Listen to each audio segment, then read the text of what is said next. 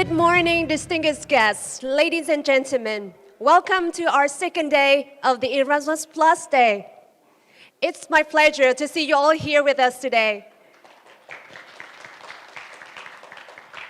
Thank you very much. So yesterday, we concluded our first day with many insightful discussions on practical and beneficial educational activities under the Erasmus Plus program, such as facilitating student exchanges, promoting research programs, and building higher education capacity. These are the key activities in enhancing the quality of education in Vietnam. And through this, the EU has acted as a trusted partner for Vietnam's sustainable development, especially in the field of education. And today, we're going to move on to deeper discussions on cooperation and development opportunities, focusing on enhancing the quality of education, especially higher education, between the EU and Vietnam. And ladies and gentlemen, as you may know, the Project 89, initiated by the Vietnamese government to fund over 5,000 PhD candidates from Vietnam to study abroad at universities in the top 500 globally until 2030. And the specific goal of this grand project is to train university lecturers towards PhD level. And in today's first discussion, we will delve deeper into Project 89 and its collaboration with European universities. And I would like to introduce a representative from the Ministry of Education and Training. May I invite Dr. Nguyễn Anh Dũng, Deputy Director General, Higher Education Department from the Ministry of Education and Training on stage. Please welcome.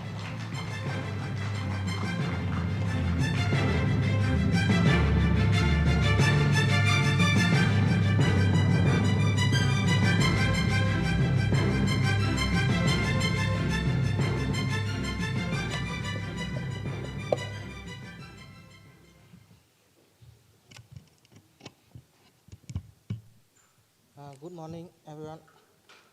It's my pleasure to be here today on behalf of the leaders of the Department of Higher Education from the Ministry of Education and Training.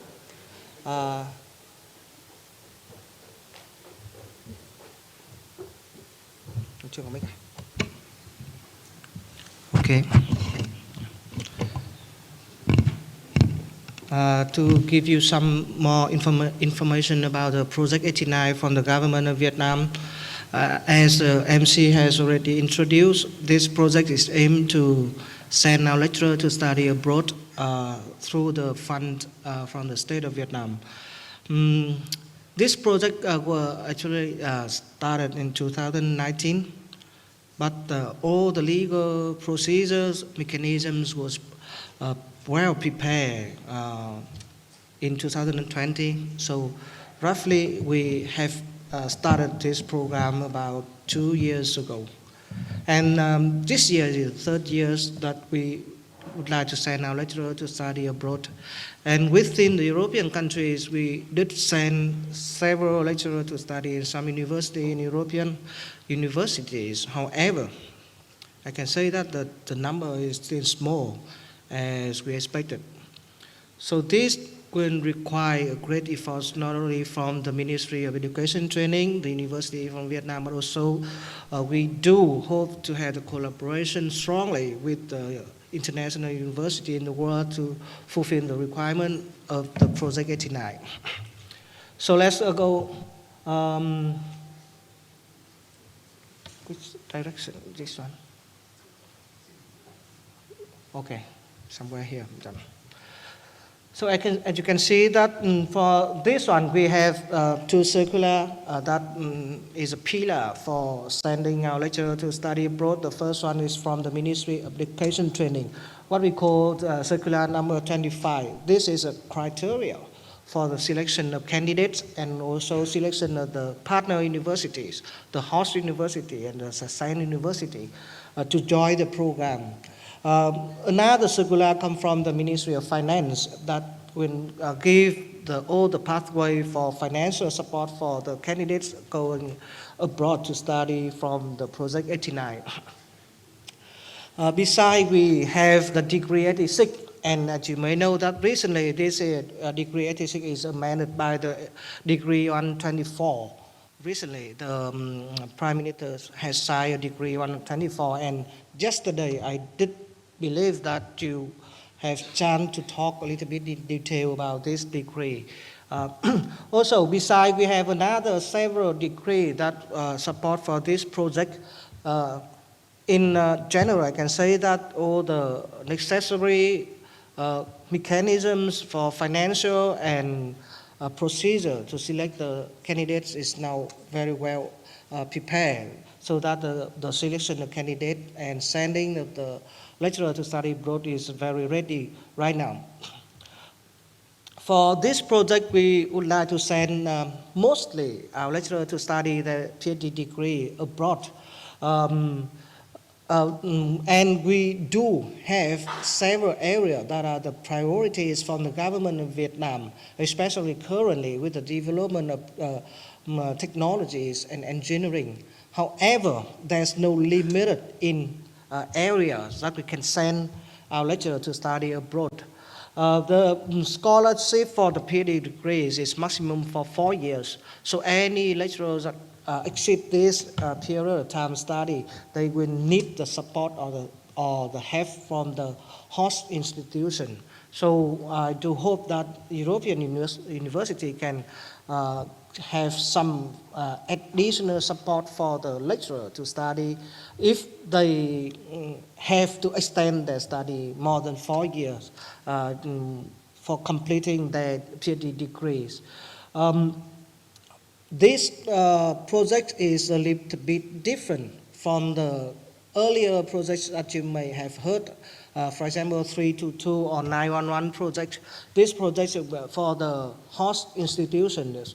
The majors that the lecturer decided to study must be in the top 500 in the several popular ranking by subject in the world. For example, QS ranking or time higher education ranking. So this is the minimum requirement. So the host institution, they must have their majors listed in that ranking in order to receive the student from this project 89.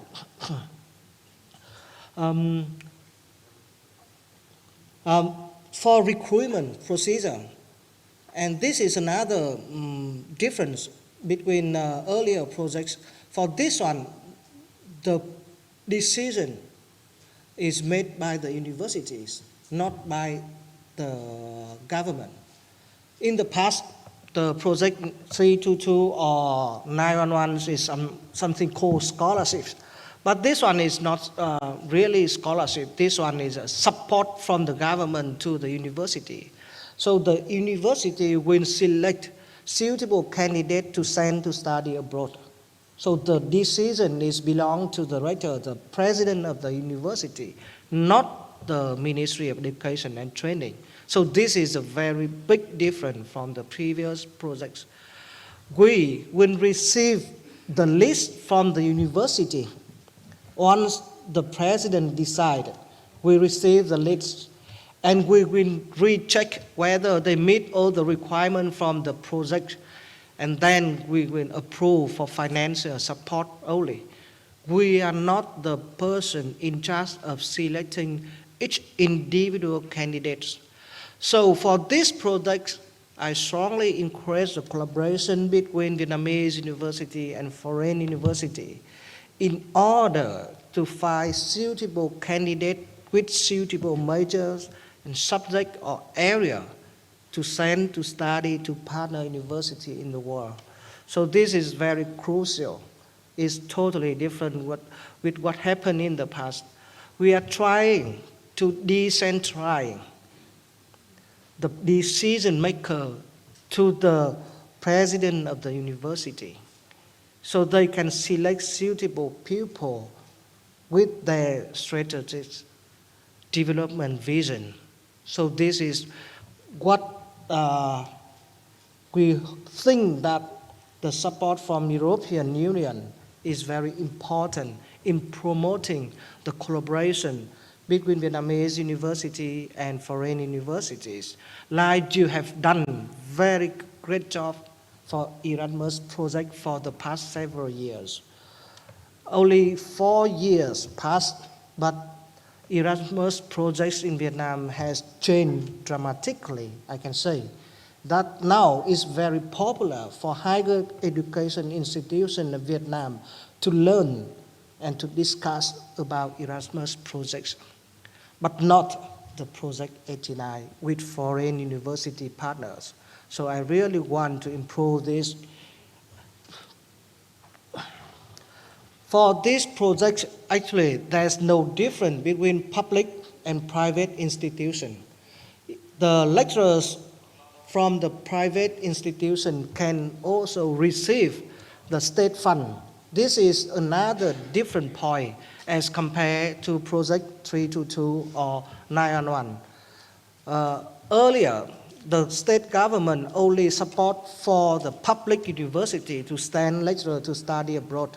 But for Project 89, we also support the private university to send their lecturer to study abroad from this project. And as I mentioned earlier, we have introduced and started this program about 3 years ago. And the number you can see here, this is the top 10 registered and actually right now enrolled in several countries in the world.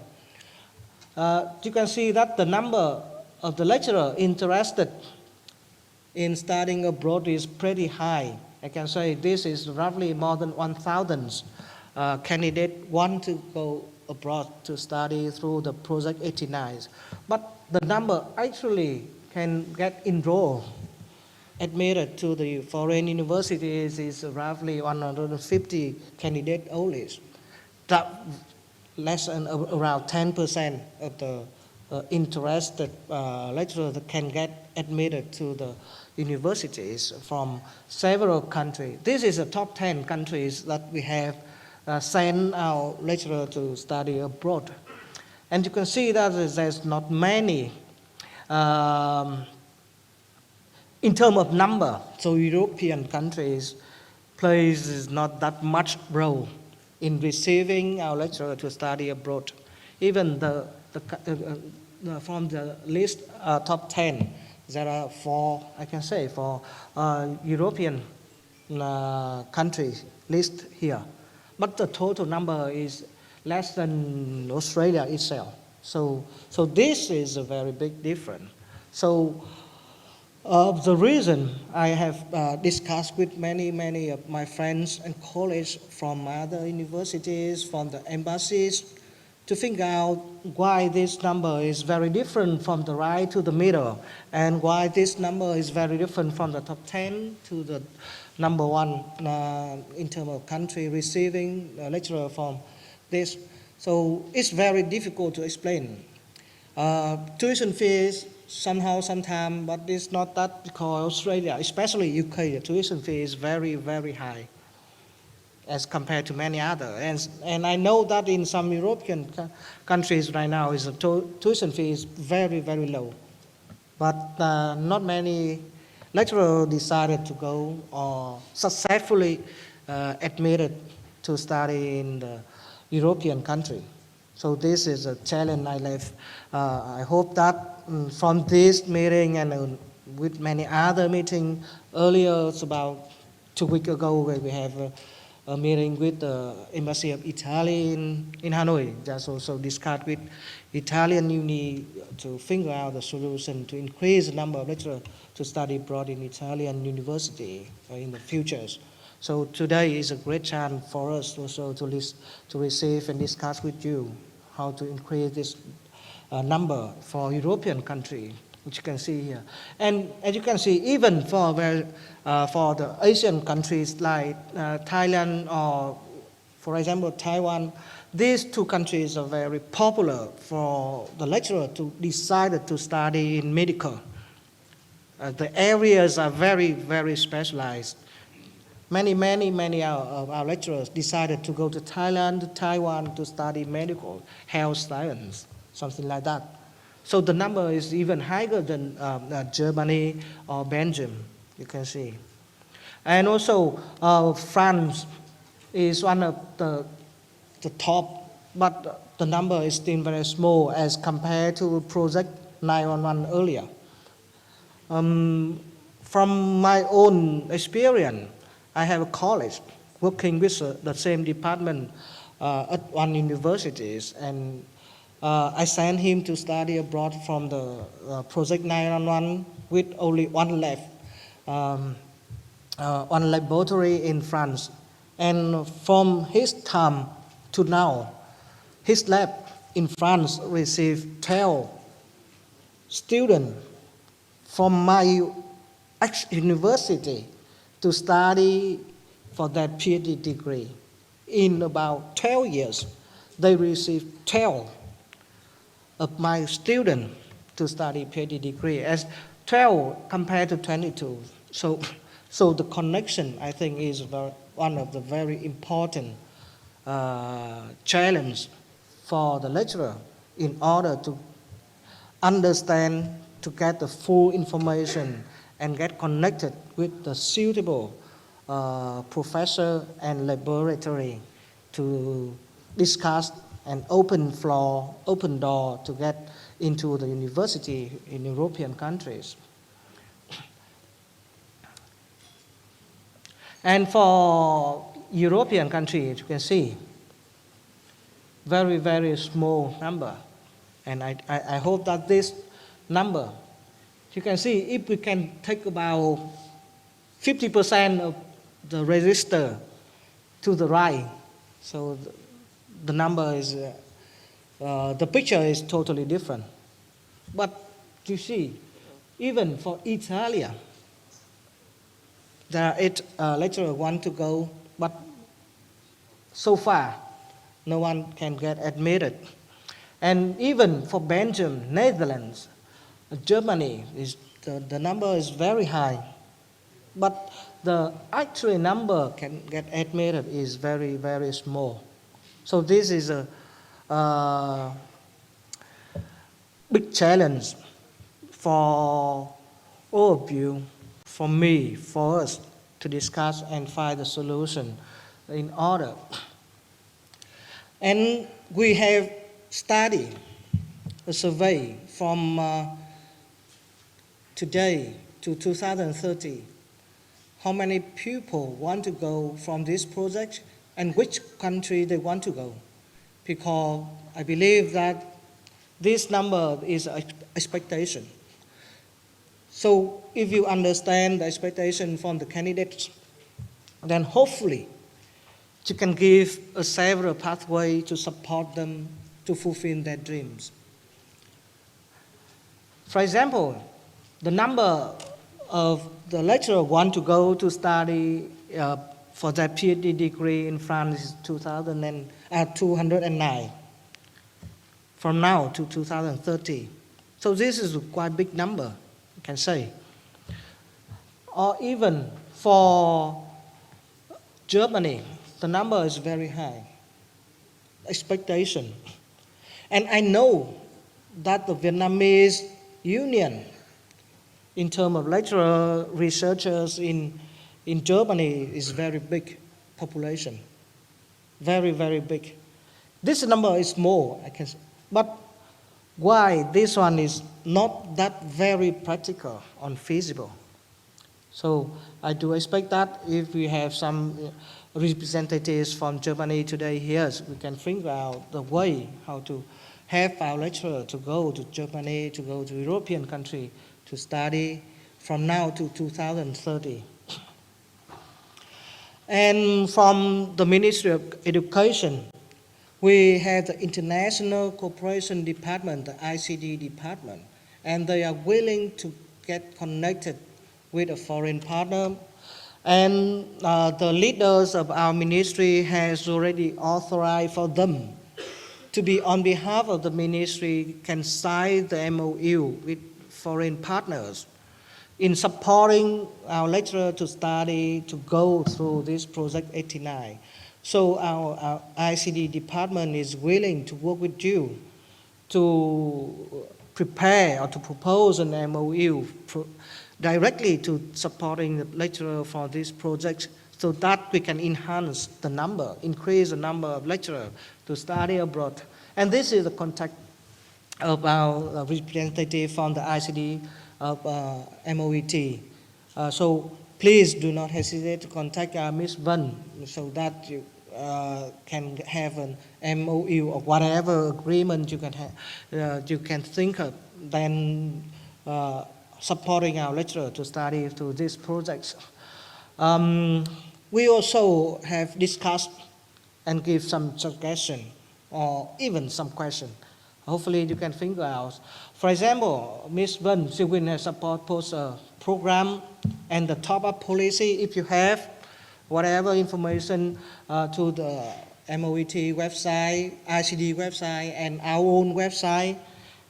We also opening the TNE portal very soon for the higher education institution of Vietnam. So all of this information, if we can work with you, and then we can spread to these portals, and also from different meetings we can send directly to the university so that they can have the information and then can connect directly to the foreign university partner. Another thing that we figure out is some, not many, but some of the candidates, they have really difficulty in terms of financial and visa application. For some university, even the candidate gave them the decision from MOET, but they still ask the candidate to prepare a lot of money to submit the money to pay for the tuition fee in advance. So that is very difficult for the young lecturer to have that huge amount of money to do that. And also for the visa, sometimes the financial is also a big challenge in preparing documents for the visa application. So these are another thing that we want that the embassy from different countries can go along with us to support our lecturer to get the visa easier. The challenge we have discussed with our lecturer is, somehow search for the right institution. The requirement is a top 500 in terms of major. So 500 by major or by subject. This is sometimes they apply, they got the admission letter, but I cannot sign the decision approval for financial support because the selection was not listed in the top 500 in terms of QS ranking or time higher education by subject. So they will refuse. So sorry, but there's no way, that's a requirement from the government already. The language barrier sometimes somehow is still a challenge for the Vietnamese lecturers right now, especially if some country that require very high skill of foreign language. And also in some country, there's a mixed program between the local language and English. For example, like Italian, for example. So they need to prepare both in terms of Italian and they prepare their English in order for them to live in that countries. So the language barrier is another challenge for the candidates. So hopefully each individual or the union can have some program to have the candidate prepare their English before submission for admission at the universities. And another thing is a connection, very important. This one is very important. Different country, different system has different enrollment system. So sometimes or mostly the difference are not going well with our procedure. So there's a difference in terms of timeline, for example. Once they get the admission letter, maybe it is already late for submission to the Project 89. So mapping this to timeline is so crucial, important. So the candidate also needs the support from the host institution in preparing necessary documents to submit for the Vietnamese government in order to get the finance support from the project. So mapping this to timeline is also important factor for them. And that's several information that I really want to have more discussion with European Union, European institution, and all of you here, in order to increase the number of the lecturers from Vietnamese University to study abroad in the near future. Thank you very much for the attention.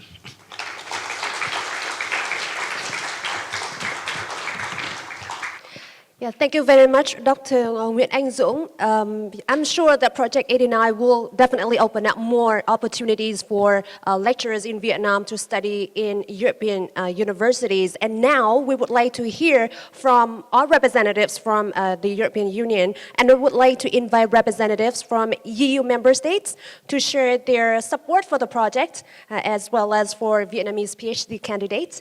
And please welcome on stage Mr. Felix Wagenfeld, Director DAAD Regional Office in Hanoi. Please welcome.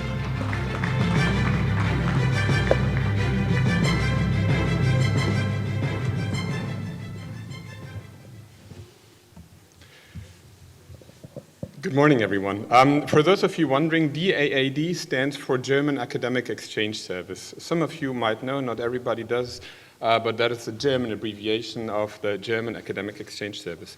Well, thank you very much for inviting us. Thank you very much for putting Project 89 on the agenda, because I think this is it is really relevant to talk about this opportunity. Let me say a few things from, and I don't think it is necessarily a German perspective, but something that I would like to share with you. Number one, I think appreciation here, because Project 89 obviously is a demonstration of the Vietnamese government's and MOAT's not only interest, but firm commitment to strengthening quality in the higher education sector in Vietnam, strengthening research activities, strengthening international contacts, strengthening capacity development within Vietnamese universities. And I think that is crucial. Obviously, the Vietnamese government and MOAT, representing the Vietnamese government here, have clearly understood that getting more PhDs into the university system in Vietnam is crucial for the advancement of the Vietnamese international, not international, the Vietnamese higher education sector. That is number one. I will have a brief detour, and then I would like to come to some of the points that you have raised in your words on also potential collaboration, because that is something that I would also like to see. Second point is, the German Academic Exchange Service, with funding from the German government, is also providing PhD scholarships. I will not go into details, but of course that might also be of interest to Vietnamese scholars, to Vietnamese students acquiring or interested in acquiring PhD. The third point, and here it starts getting even more interesting, is in past years, between 2004 and let me check, 2018, there was a co-financed PhD scholarship program between MOAT and the German Academic Exchange Service for more than a decade. There was a partnership of MOAT providing funding for scholarships and the DAD providing placement, providing language training, providing assurance, providing quality assurance of the scholarships. And when the program 9/11 came to an end, with the 322 program, things never really picked up. And with Project 89, we were also looking into, is there a way that we can possibly co-finance something like that? I will come to the next point, and that is why things are a bit more difficult for us to work together with 89. And that is one of the reasons, and I see why that was set up in Vietnam, but it is very decentralized now, as you've said. It's now given to the hands of the universities, and for us as DAD, and this is why I was very interested to see that you said that we could do an MOU with MOAT. It's difficult to work with 200 universities. If the Vietnamese government is interested in working, and I believe without having discussed this earlier with my European colleagues here, but if MOAT is interested in strengthening ties with European universities and you're looking on collaboration activities, then it should be on the government, one-on-one level. But as DAD, as an organization representing the German higher education institutions, working with government funding, we cannot do MOUs with 20 different Vietnamese universities. It would have to be on the government level to really get something going here. So this decentralization is something where we found it really hard to sort of, get our access to. Relations between the German Academic Exchange Service, the German government, the German embassy and Moet are excellent. We do have many contacts, obviously, to the universities, but if we want to get something going here, it needs to be with Moet and not with tons of individual Vietnamese universities. That's number one. Number two is you've pinpointed that a number of times in your presentation, and I see the reasoning again why the Vietnamese government wants to have its researchers work with the top 500 universities in the various rankings. But really, that is a limitation. We have 7 German universities represented in the higher education fair earlier this week on Saturday, Sunday. We also have representatives of German universities here. Those universities are interested in working with Vietnam, and not one of them is in the top 500. And the difference, and here I can speak primarily for Germany, is quality in higher education is high across the system. You don't have to go to TU Munich or to Aachen or to LMU Munich or to Free University Berlin in order to get an excellent PhD education. There's hundreds of universities in Germany where you can get an excellent PhD education, but they might not be in the top 500. So that really is a limiting factor. If that is the law, it's the law. Then we'll have to deal with that. But if there is somehow to find a way to get away from those top 500, that would increase the number of potential host institutions for PhD scholars significantly. Language, you mentioned language, yes. I would argue that at least in Germany, English is sufficient. German is good if you live on site. If you want to use public transport, if you want to order something in a restaurant, fine. But for doing research, for doing a PhD, English will be sufficient. I was baffled, I have to admit, when I saw the numbers of potential PhD students interested in going to, whatever countries. I can see that, of course, and I can read numbers, that international relations within Vietnam and of Vietnamese institutions, of Vietnamese students are strongly focused also on countries in the area. That is something, not only with PhD scholars or PhD students, that's something that we see also with bachelor students, with master students. Of course, they start to look at what is happening in South Korea, in Japan, in Australia, obviously. The same thing is taking place in Europe, by the way. Most of the international activities of German universities are taking place with partners in the vicinity, in the neighborhood. I think that is totally normal. But seeing 0 people going to Italy, seeing something like 9 people going to Germany, seeing something like, that is close to nothing, really, when you look at the size of the systems and when you look at the quality of universities in Germany and in Europe. And I'm wondering, that will not be the solution, but that might be a small part of the solution. I'm wondering, marketing-wise, do people know? Do people know what they can do, and what good quality education they can get in Europe? And by the way, when Moet is covering tuition fees, you could easily top up the monthly scholarship rates by 300%. Because in many of the European countries, you don't pay tuition fees. I think at the end of the day, sending more students to Europe might actually be even cheaper for Vietnamese government than sending them to the US or to Australia, with all respect to my Anglo-American friends. But I think getting the word out to universities, and I'd be really interested, and I'm here, I can only speak for the German Academic Exchange Service. It was mentioned yesterday that there's no institution in this room today or yesterday that has better access to Vietnamese universities than the Moet.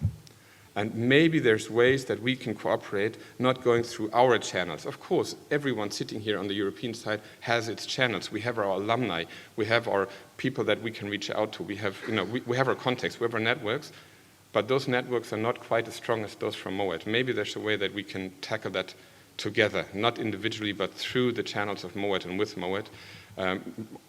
Marketing and putting out the word of what is possible in Europe. Thank you very much.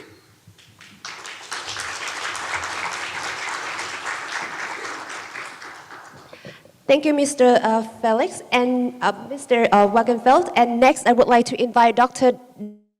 Dennis Formal, counselor in Vietnam, on stage. Welcome.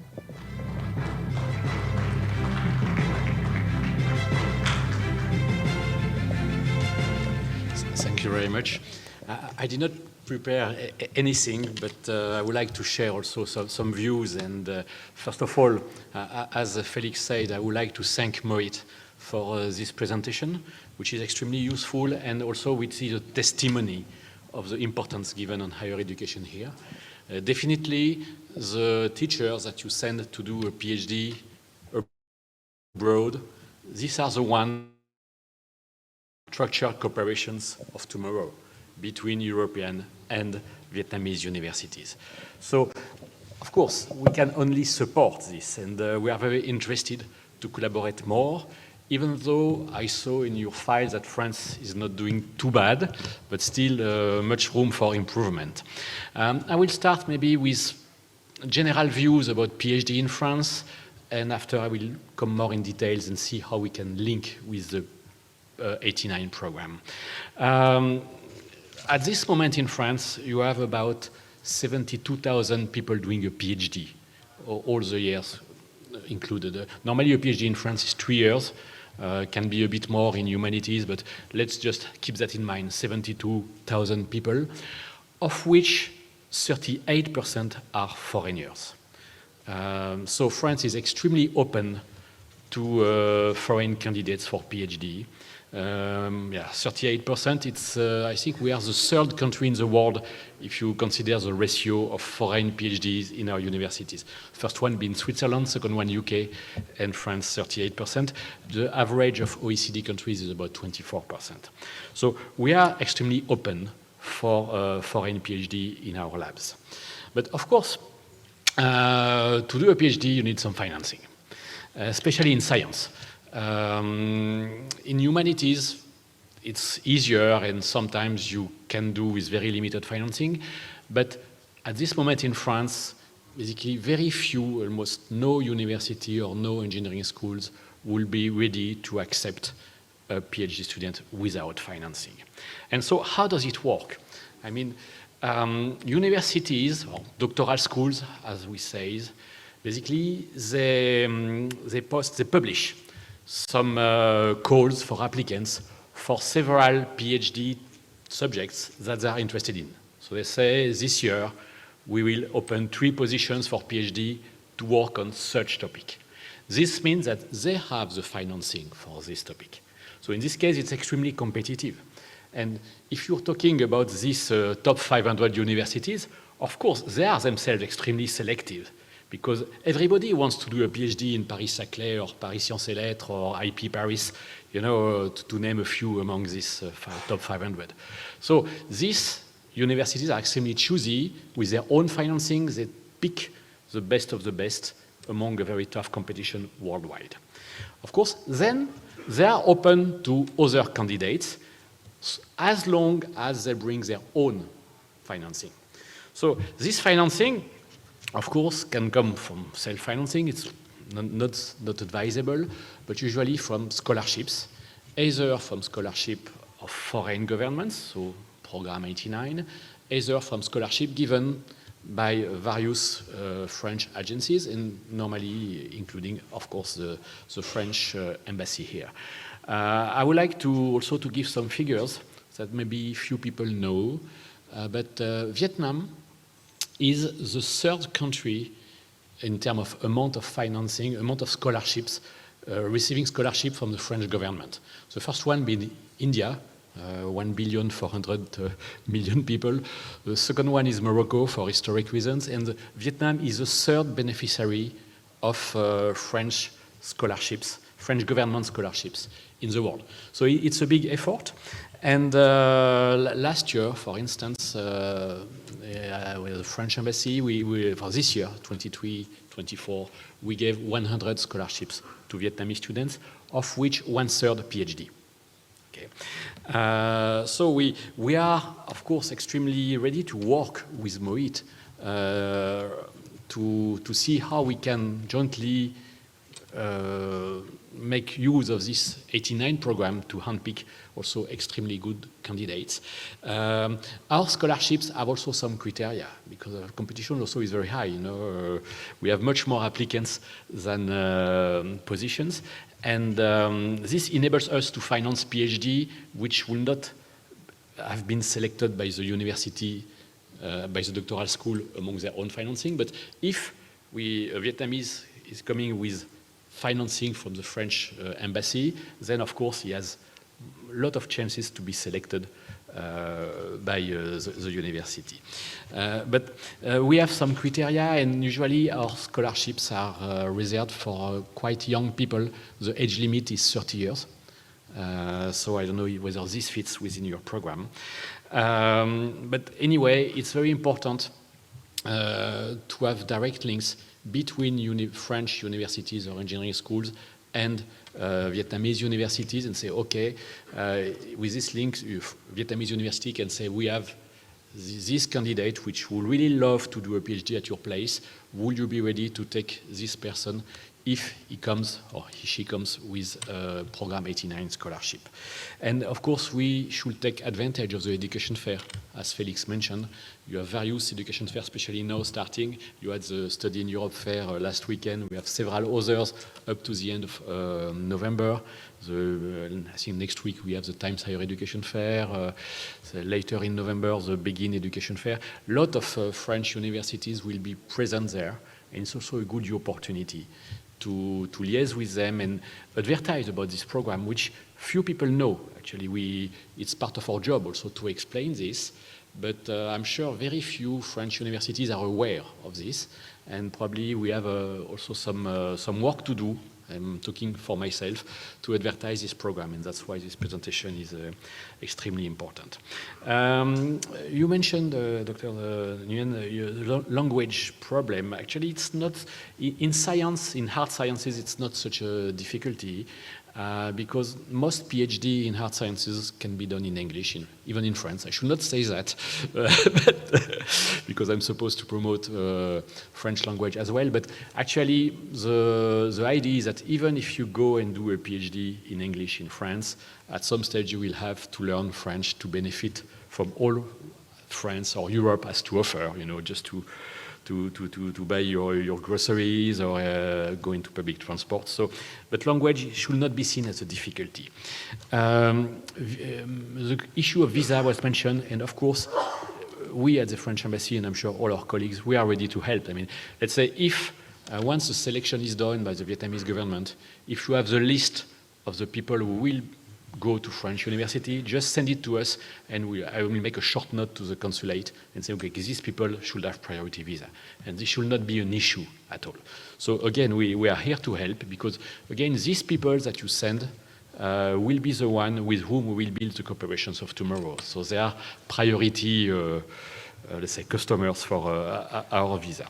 And lastly, so we have also a French agency for student mobility, which is called Campus France, so it's the French equivalent of the EAD in Germany. Campus France will be very interested to work with the Vietnamese government also to jointly manage this program, because Campus France in France is also administering some foreign government scholarships. And some people came last year, had meetings with Moet to discuss this. I am ready to discuss this further, because definitely there is a tool which probably we can make better use to send more excellent Vietnamese people doing a PhD in France. So that's basically what I want to tell you. We are extremely open, and we hope we can increase the numbers which were described in Dr. Nguyen's presentation. Thanks a lot.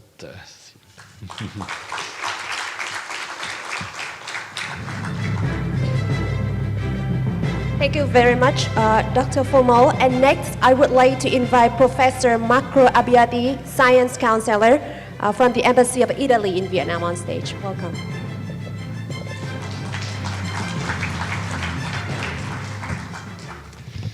So, good morning, and I would like to thank the organizers for inviting me to share with you what is the background for the PhD in Italy. I have to say that I absolutely agree with the comments and the suggestions that were provided by Felix first and by Denise. And it's not easy to add something new about the general issues of the Project 89.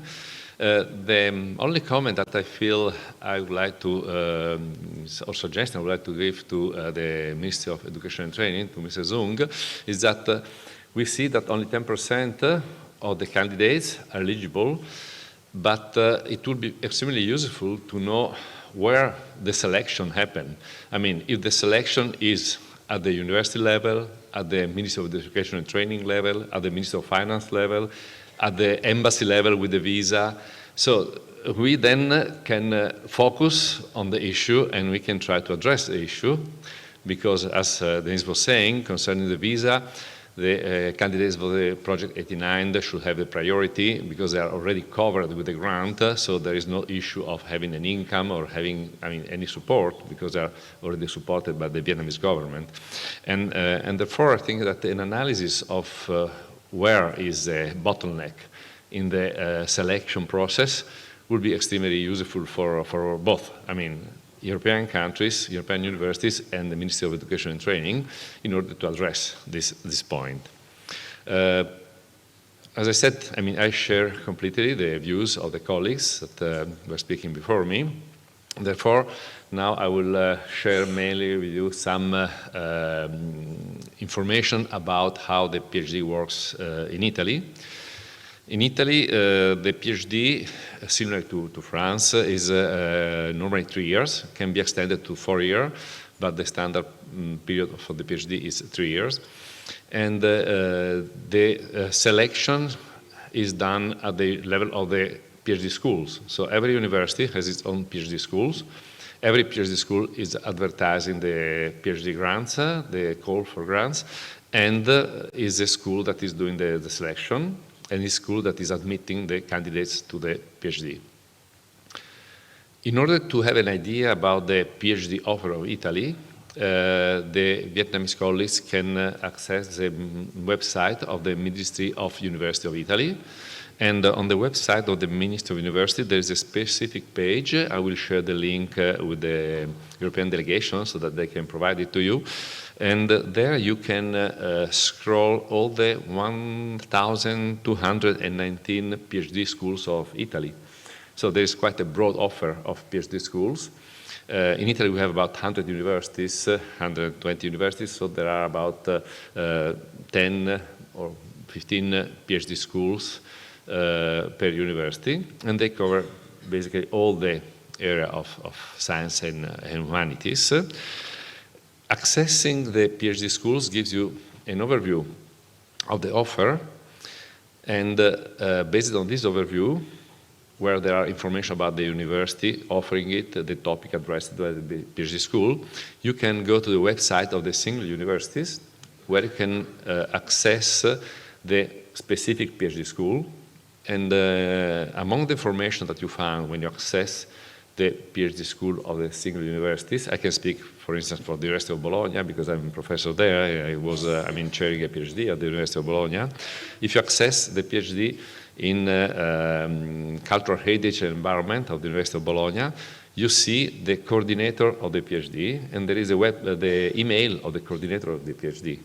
So what I would recommend to the Vietnamese colleagues that are interested in bringing some of the lecturers to Italy for the PhD, to contact directly the coordinator and to propose to the coordinator the idea of having a PhD students from Vietnam that is covered by the grant from the Vietnamese government.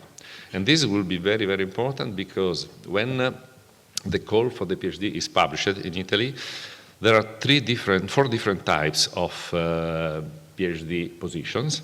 There are PhD positions with the grant covered by the Ministry of University of Italy, and these grants are accessible also to Vietnamese students. So a Vietnamese candidate that wants to do a PhD in Italy doesn't have to use only Project 89. They can also apply as a citizen of Vietnam, and they are eligible to the PhD.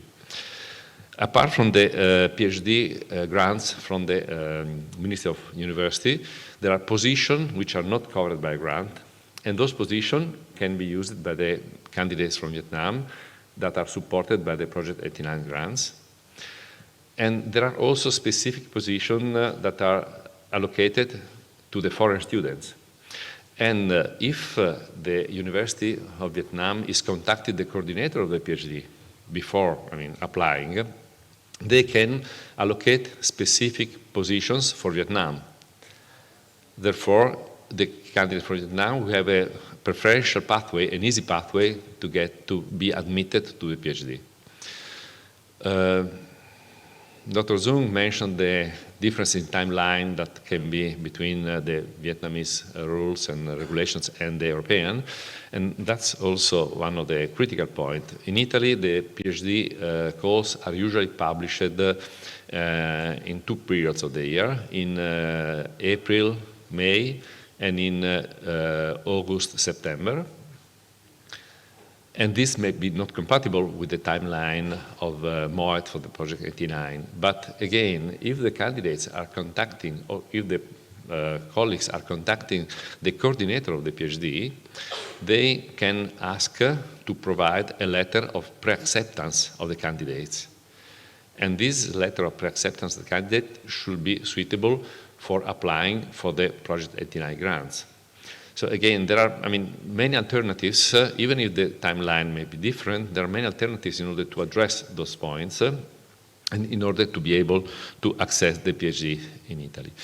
The PhDs, as I mentioned, it is lasting 3 years, and normally it starts the 1st of November and it ends the 31st of October after 3 years. Usually there are 6 more months for finalize the PhD thesis. In case of need, the candidate can ask for the extension by 1 year, and this can be given by the school. The school has to decide if they allow the candidate to have this extension for 1 year to study or not. So I think the very basic information about the PhDs in Italy. Concerning the universities, the ranking of the universities, it is a constraint, but we, as Dr. Zugno provided already to the MOET, the list of the Italian universities that are ranking among the first 500, both in, as overall universities and by subject. And as the Embassy of Italy, we just did an update of this list a few days ago because the new ranking was published, but QS ranking, and therefore we have the new ranking available, and I will share it with the delegation and with the MOET. And the ranking, as Felix was saying, is not really an absolute value of the universities. Ranking is a number. Of course, it's given an indication about the quality, but we cannot judge universities only based on the ranking, because the criteria for ranking are very different from university to university and from system to system. Therefore, having more flexibility on the ranking will be useful. But I think that the fact that MOET is accepting the ranking also by subject makes life easier for many universities, because even if the university as overall is not listing among the first 500, often the universities have specific subjects in which they are particularly strong, and in this subject they can be in the 500 top.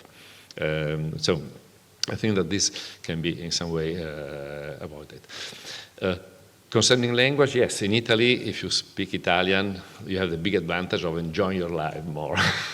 But in order to do science, you need English. Nowadays, English, despite what the colleague from the FPT University was saying yesterday, that there is no UK here, but we all speak English. He's right, but still English is now the international language for science. And therefore we cannot avoid it, and it's sufficient. All the PhDs in humanities, but also in science, are using English as a standard language. And then, as I mentioned, if you go out of the universities, if you go in the country place, in the rural area, without knowing Italian, you may have some difficulties.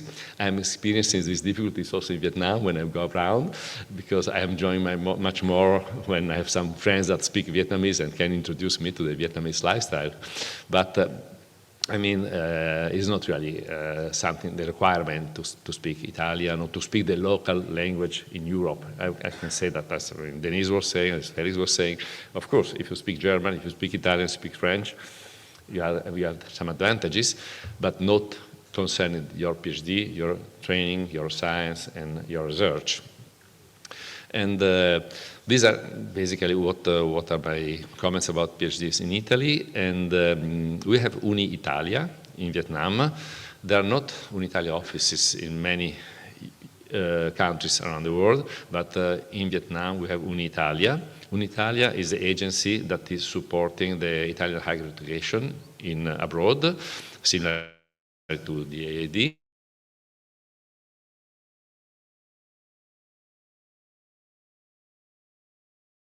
At the Consul General, and they have an office in Da Nang. So we have 3 offices of Unitalia in the south, in the center, and the north of Vietnam, and they are willing to support the universities and the candidates that are interested in connecting with the Italian universities.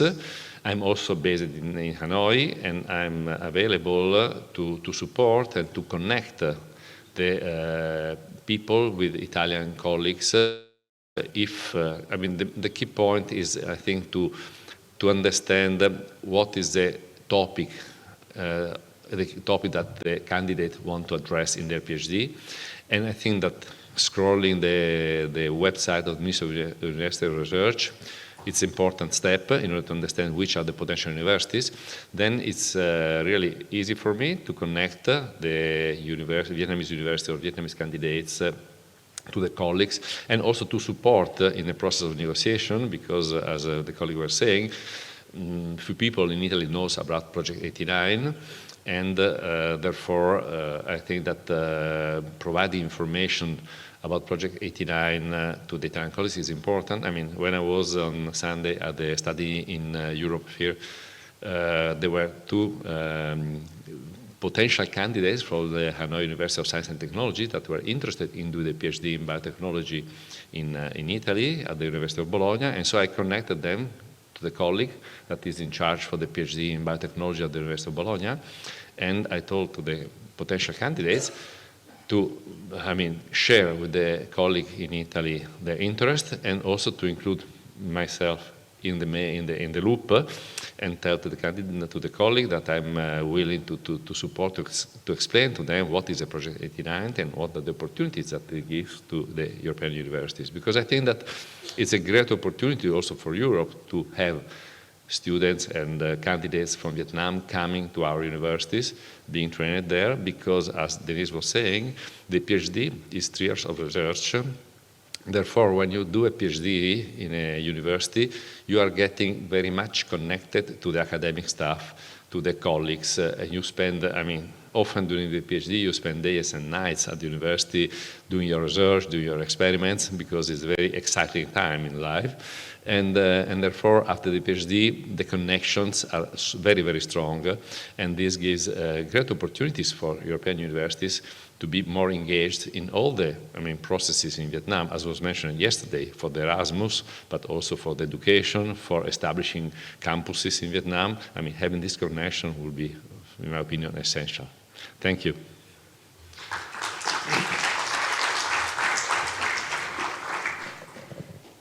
Thank you very much, Professor Marco. And now I would like to introduce Mr. Peter Van Tuyes, Director of NUFIC Southeast Asia, who is joining us online from Indonesia.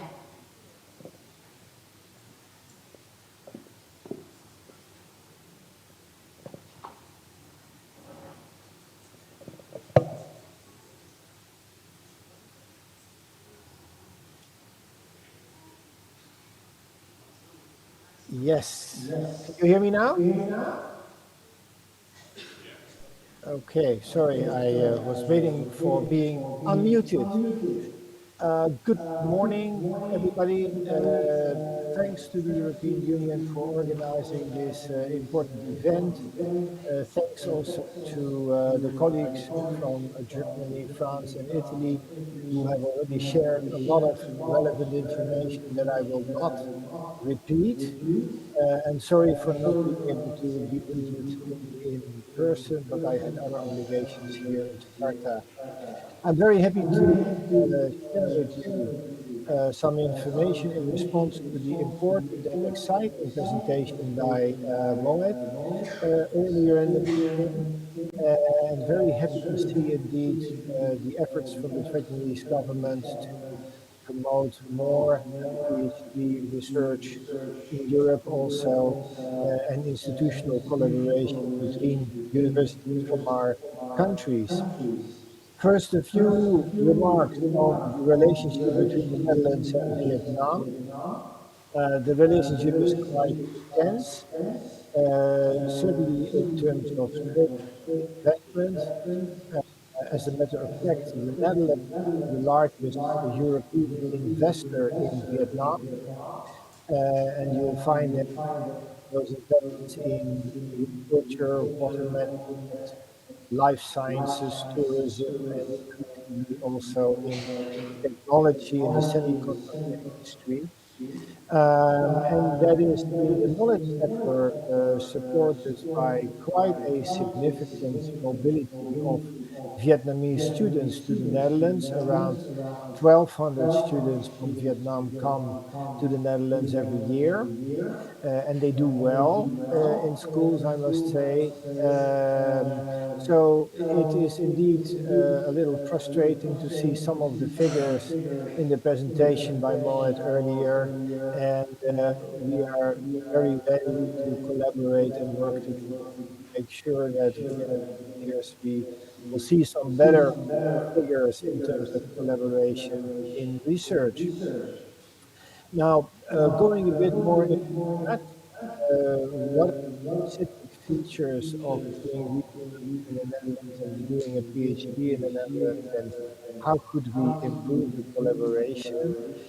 Um, a PhD in the Netherlands is first of all seen as the results of individual effort and individual achievement.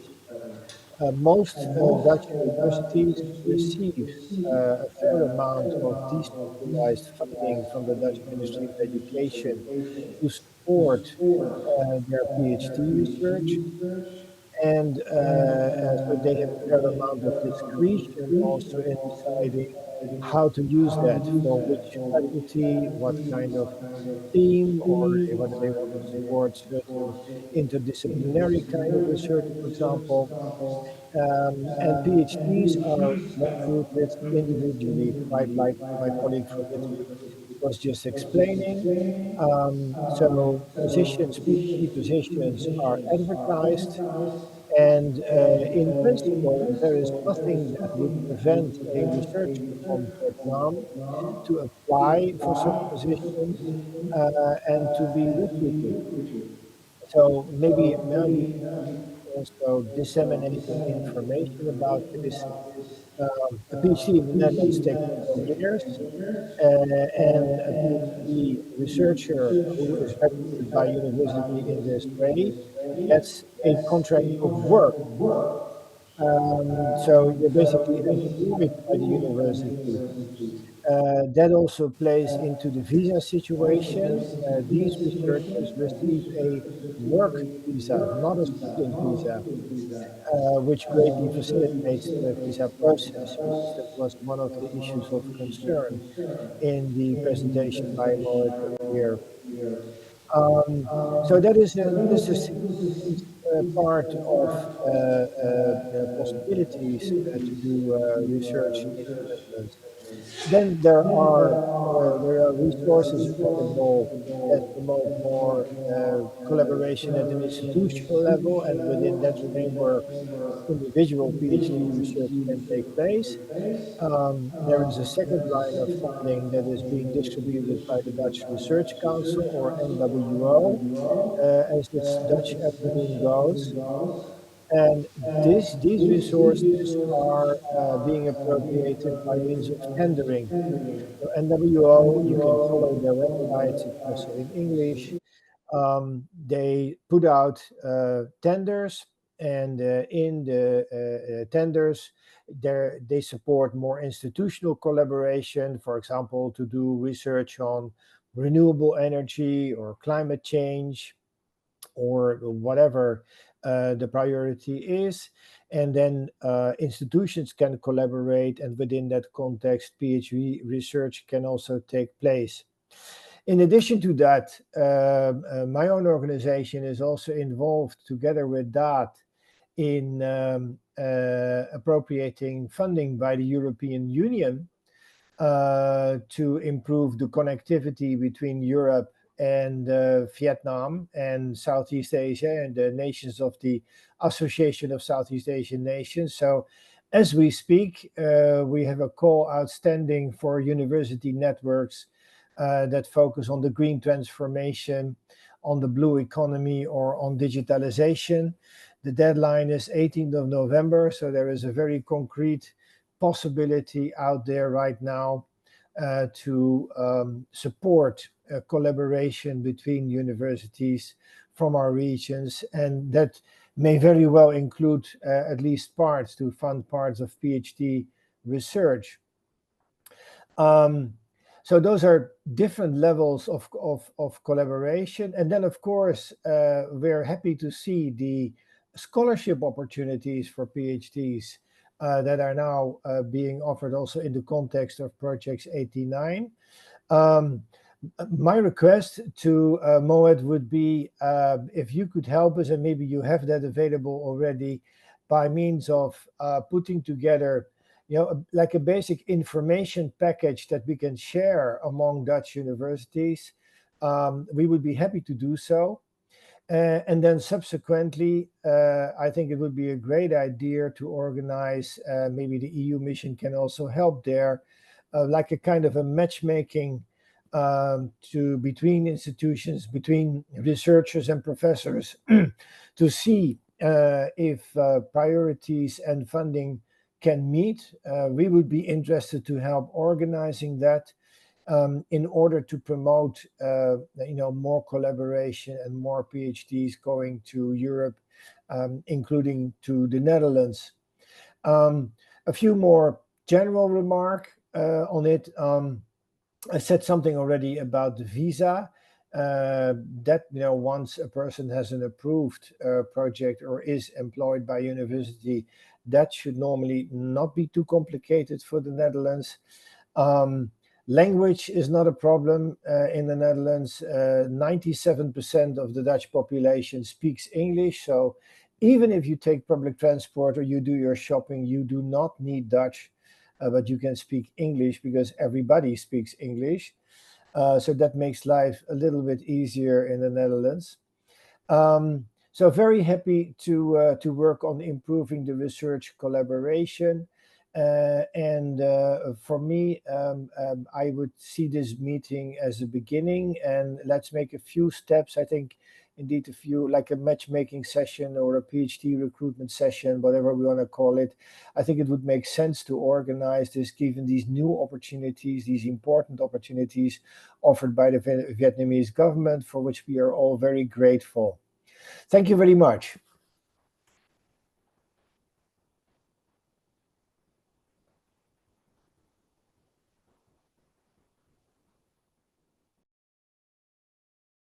On Project 89, and with further support from our international partners, I believe that many more Vietnamese lecturers will have opportunities to do their PhD studies in top European universities and research institutions through this program. And now it's time for our Q&A for this session. So if you have any questions or if you have any insights that you want to share on this matter, please let us know. Mr. Pierre? Yes. Good morning to all of you. Thank you so much for inviting me. Yes, let me first share my personal feeling. I'm representing the French-speaking community of Belgium. Oh yes, okay. Yeah. And of course, I share the points of view expressed by our German, Italian, and French and Dutch colleagues about Project 89. Thank you so much for giving us so much insight about Project 89. I was quite surprised also with the numbers because we are, of course, always pleased to welcome Vietnamese lecturers in our universities. And just to give you an example, 1 month ago I was in Liège, University of Liège, attending defense of a PhD lecturer from Vietnam, and by the way, quite successful. But University of Liège does not belong to the top 500 ranking. So you see, this might be a requirement that should be changed, I think. What I also, we didn't speak a lot about the fact that Project 89 also aims at encouraging students for masters. Because we're mainly focused on the PhD, which is fine, by the way. But for masters, we also have a lot of ongoing students in Belgium following master studies. So that's why I'm quite surprised that the numbers remain so low. It's maybe due to the fact that we should all make more promotion of this project to the universities. We already did, actually, a few months ago. We sent this information in Belgium, and I was quite surprised I didn't get any answer. So maybe, as our Dutch colleagues suggested, if we could have some kind of package prepared by Maud that we can send to our universities, this could be a really great help. And also, by the way, we also have a lot of ongoing cooperation projects between Belgium and Vietnam, which provide a lot of scholarships, and we are very glad to do that, actually. But it's something extra that, as I told you, a lot of universities are really delighted to welcome new Vietnamese students, especially for PhD studies. And last but not least, as it's been mentioned about the question of language, it doesn't matter, actually, because English is sufficient for a PhD in Belgium. Of course, it's always better if you can speak the local language, French, as far as I'm concerned, also Dutch, because we also have a strong cooperation with between the Flemish colleagues and Vietnam. For masters, on the other hand, it's most of the time mandatory to speak both languages. We can have a mixed combination of studies English, but also in French. So for masters, it might be more problematic. Well, that's all I wanted to share. Thank you so much, and I remain also at your disposal. And by the way, I would also like to thank the excellent collaboration between Maud and our institution. We'll have in November a mixed commission in Brussels, by the way, and we have a lot of projects with your ministry. Thank you so much. Thank you very much, Mr. Pierre, for your very thoughtful insights. And Mr. Philip from the University of Valladolid from Spain, you want to have some more insight? Thank you very much. I want to show you, I don't know if this. I want to show you concrete examples of potential cooperation for PhD in Spain. At the University of Valladolid, we have a doctorate school that is called SDUVA. I told you yesterday that we are not very original. Everything at our university ended at UVA, this doctorate school at the University of Valladolid. And then how it works. So the selection is at the program level. So a student has to be admitted locally by the different departments, by previous contact with professors. We have already here, but if someone has a topic that fits in the interest and we are not here, you can contact me and I will direct you to the right person to follow up your question that you can have. Any foreigner student can do a PhD in Spain if the local degree allows to do the PhD locally. So you can do the master in Europe or wherever, in Spain, but if you have your master from Vietnam or from other countries around the world, you can be admitted in the doctorate program if your degree allows you to study a doctorate in the country where you get your program. The standard is 5 years of education, which at least one is from a master level. So it can be 5 years in total of university degrees and at least one in the master. Once you enter in the doctorate program, in some cases there are extra courses. For instance, if your background is in physics and you want to change to the interface between chemistry and physics, maybe you need some extra courses. The program will tailor for you that courses. It's a case-by-case situation, it's not general. Then you have between 3 to 5 years, so you have to finish in 3 years your PhD. You have the option of an extension up to 5 years, but in this time, if you don't finish your PhD, you are out. So it's really fast. The minimum requirement right now is at least during this time, you have to publish as leader one international paper in a high-ranked journal. This is like the minimum quality. If you are not able, you are out. Most of the students write 2 or 3, but the minimum is 1. Once, when you arrive, then another option is thesis in co-tutel. So it can be an agreement with a local university to have this thesis in co-tutel. That is really interesting because you make connection with your professor in Spain, but also with professors in Vietnam and professors between them. This is a very good option. Again, it's a case-by-case situation because we need a particular agreement for each student. It's paperwork takes time, but we have the experience. We are working with Vietnam National University in a PhD in this format, so it's not impossible. It's work, but it's not impossible. Then when you arrive with your thesis, with your activity, you have to pass an examination board that, depending of your profile, can be international or national level. And then you finish, you are great, you are a doctor, you are back home. Congratulations. One of the problem, there is no problem. You can study in English. It's no problem at the University of Valladolid to study English. But I don't want that you see Spanish as a barrier. You have to live in Spain, so you will learn Spanish, and then you have an extra asset from your experience. You get your PhD, you publish, you establish connection, and you speak Spanish. Spanish is one of the languages of the United Nations.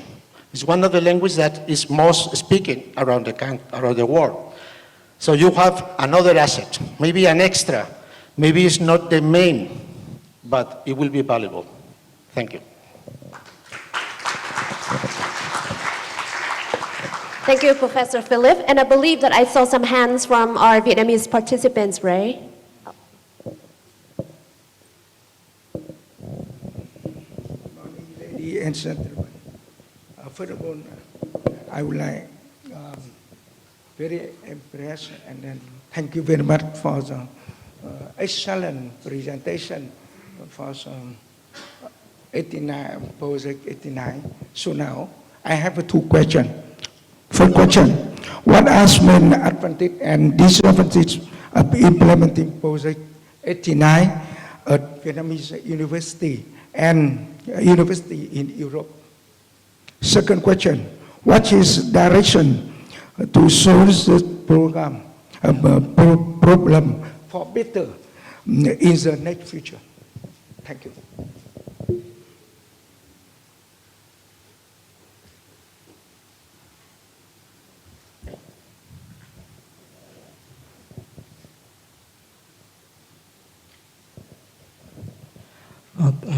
Thank you very much for the question. And also I would like to thank you very much for the sharing from the member state.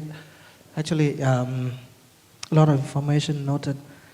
Regarding the 2 questions you mentioned, the first one, the direction to solve the problem is doing things like this, okay, getting connected, working with my colleagues, my friends, understanding more about the projects and also sharing the experiment.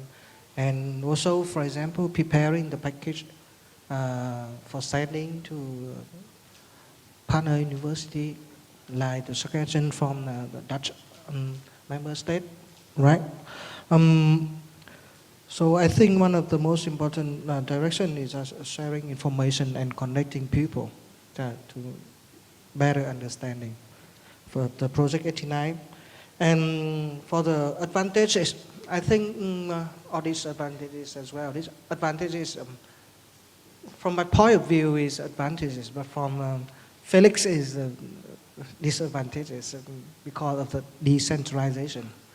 So from our point of view, this one is advantage because the president of the university can select right people and suitable for their strategic vision for the development of the universities. Not the lecturer decision, not the government decision, but the university decision. So the right to develop the human resources belong to the universities. So this is the advantages of this project. The disadvantages, I think, just because of not very high financial support that Vietnamese government can give for the lecturers. We're trying to allocate more money, but it's not that easy. So the money that we can give to the lecturers is limited. So it's not that very interested to the lecturers because of the limited in terms of the money. However, with the support and the work collaboration with the foreign institution, I expect that the student can have some top up or some extra money. For example, like Felix mentioned that sending lecturer to study in some country, tuition fee is zero, is a lot cheaper than sending to very high tuition fee countries like US or UK. Any UK here? No. So that the advantages and disadvantages to my point of view, and not only today, several other meetings in the past, I've learned that from the foreign partner point of views, the top 500 is a big challenge. It's not because of the quality. It's just because of the university system in the state, in the European country, for example. There's no requirement for the university to take in any ranking system. So they do not need to do any ranking in order to prove the quality in terms of higher education. So they are not in the list. It doesn't mean that they are not good. So that not only today, but this is what we have, as you mentioned, that's law. Right now in the circular, but luckily it's a circular, not a decree. Yeah, so somehow, some way, it's in our hands, some way, you know. But today I cannot say anymore. It's not my decision. But that's the challenge. So we have to review carefully and convince the leaders about this one. But we are not the person who make the decision for that decision. The top 500. And another, the MOU, I totally agree. That is very difficult for any organization, not only DAAD, but all the other organizations to sign each individual MOU with individual universities. And it's very difficult. I can say impossible. Sign 200 MOU with 200 universities. So MOET will do that. And we have the ICD department will do that. So I'm going to make sure I will share the information to my college and getting connected with different organizations. And hopefully that you can have in preparing and also accelerate the procedure to get the MOU signed so that we can have the clear pathway for the candidate to go through. At least they have the pathway to get into, to prepare. So the MOUs is totally agree. Another thing that you mentioned that not only my colleagues from French embassy, but also from other as well mentioned about the visa. Thank you very much for supporting that. I will make sure that my lecturer will know that information. But it's very important for it if you can issue somehow, some way like a letter for us to MOET, and then we can say it officially to all the university in Vietnam and all the candidates so that they can know where to approach once they apply for the visa in order so that not that many requirements as normal visa application. So if it's possible, please share with us some kind of letters, something like that we can say officially to our candidates. Make sure that they can have an easier pathway to get the visa, to get into the country that they want to study. So that's for the visa. But again, thank you very much for the support and giving the ideas to get through the challenge that the candidate might have been through if they do not have the support from the embassy. Another is the top-up or even the other scholarship programs. So co-finance, for example. The requirements state clearly that the candidate cannot receive 2 scholarships. So make sure that any co-finance, any top-up are very welcome. And thank you very much for that, because as I mentioned, one of the disadvantages of this program is that we do not have that much money to give to the lecturers. So top-up is very important for them to 100% focus on studying while they study there in European countries, for example.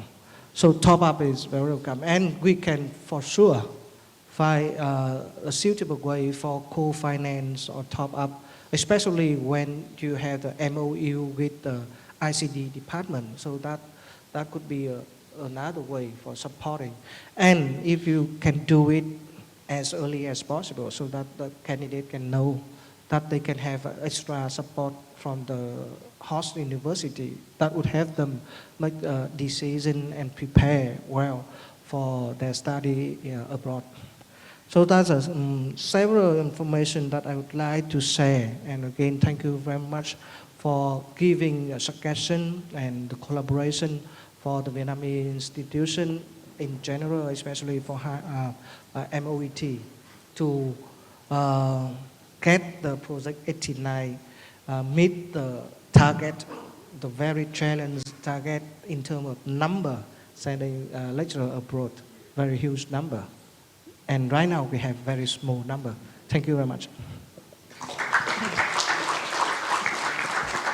Thank you very much, Mr. Dũng, for your answers. And if you have any other questions, please let us know.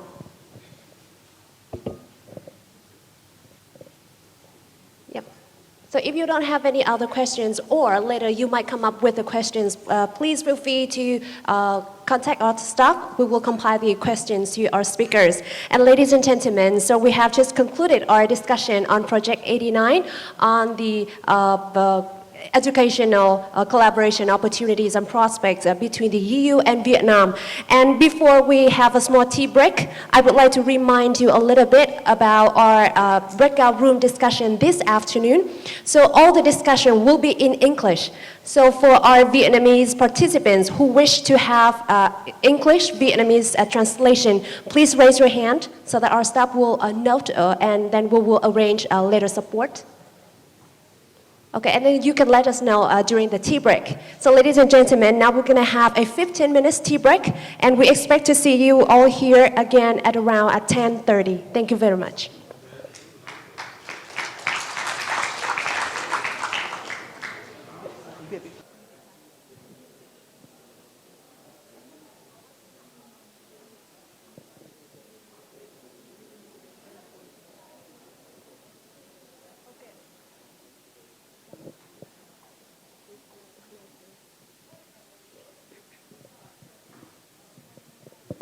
Ladies and gentlemen, welcome back. And before we start our next discussion, I would like to remind all the Vietnamese participants who wish to have support with English Vietnamese translation in this afternoon's breakout room discussion, please let us know. Okay. And ladies and gentlemen, next in our program, we're going to have a discussion on EU Alumni Network and Associations. And as we all know, organization of students and alumni network are not only effective brand ambassadors, but also crucial bridges in building mutual communities, and they play a vital role in promoting the image of the educational institutions and also sharing study experiences, creating future collaboration opportunities. And for this discussion, I would like to introduce our moderator, Dr. Tatas Brotosudamo, Regional Coordinator, Eurasas ASEAN. We would like to also welcome our panelists, Mr. Đinh Khắc Đông, Erasmus Mundus alumnus, President of EU Alumni Network, Ms. Nguyễn Minh Châu, Erasmus Mundus alumni, former President of Sweden Alumni Network in Vietnam. Please also welcome Dr. Colin Santanasamy, Director of Partnership Development Unit, Erasmus Mundus Association, and Ms. Oswa Ahmed, former Head of Communication Oceans Network. Please welcome.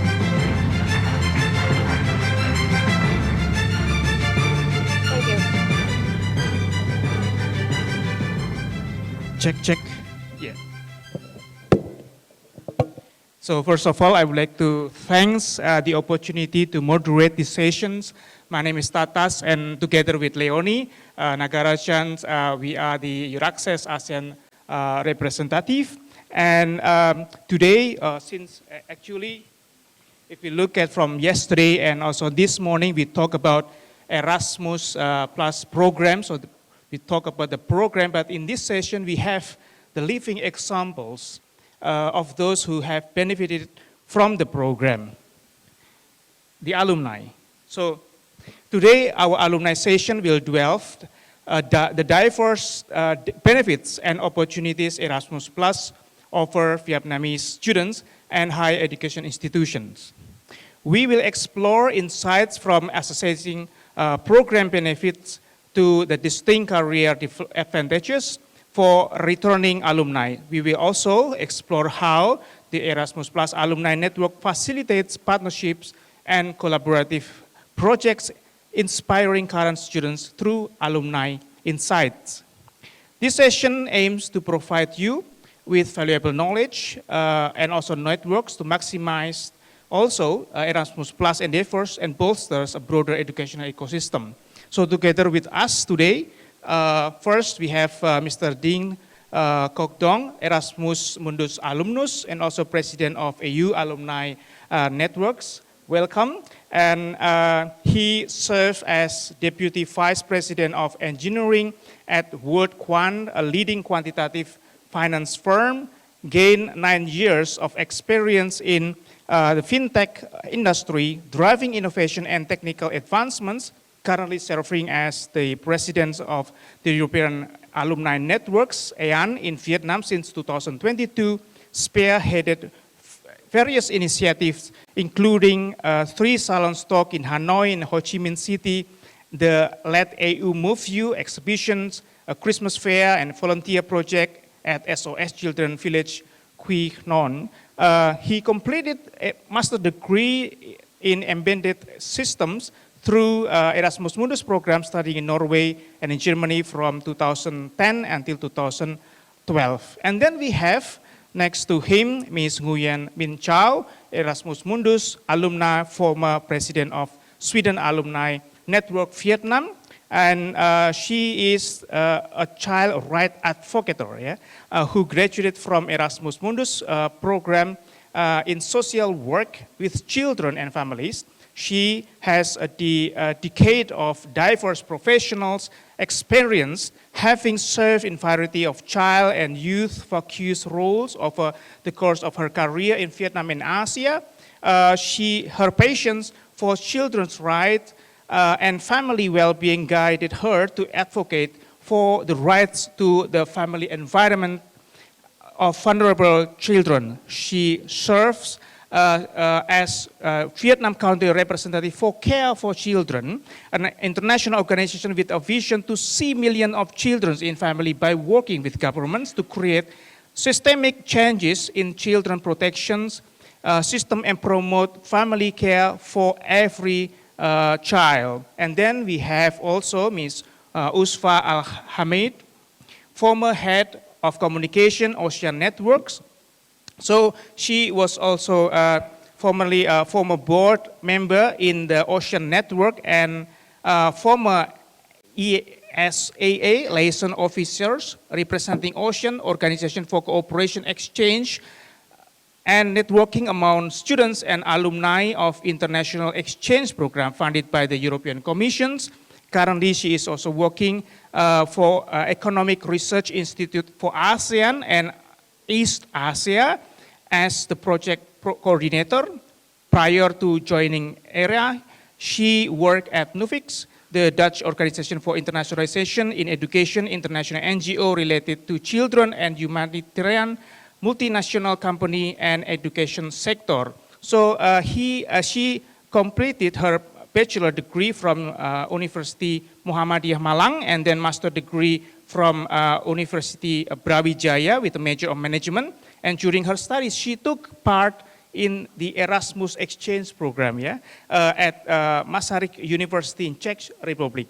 And then last but not least, we have important persons in here, Dr. Colin. Dr. Colin has over a decade of experience in nonprofit management, stakeholder engagement, and community building. And his dedication to creating positive change extends beyond his professional endeavors. She is Distinguished Global Atlantic Fellow with Equity Initiative, a development fellow with the ASEA Foundation, an ambassador of Unleashed, and One Young World. So without further ado, when I read your short bio, actually, all of you not only achieve many things, but also engage in building up community and also society.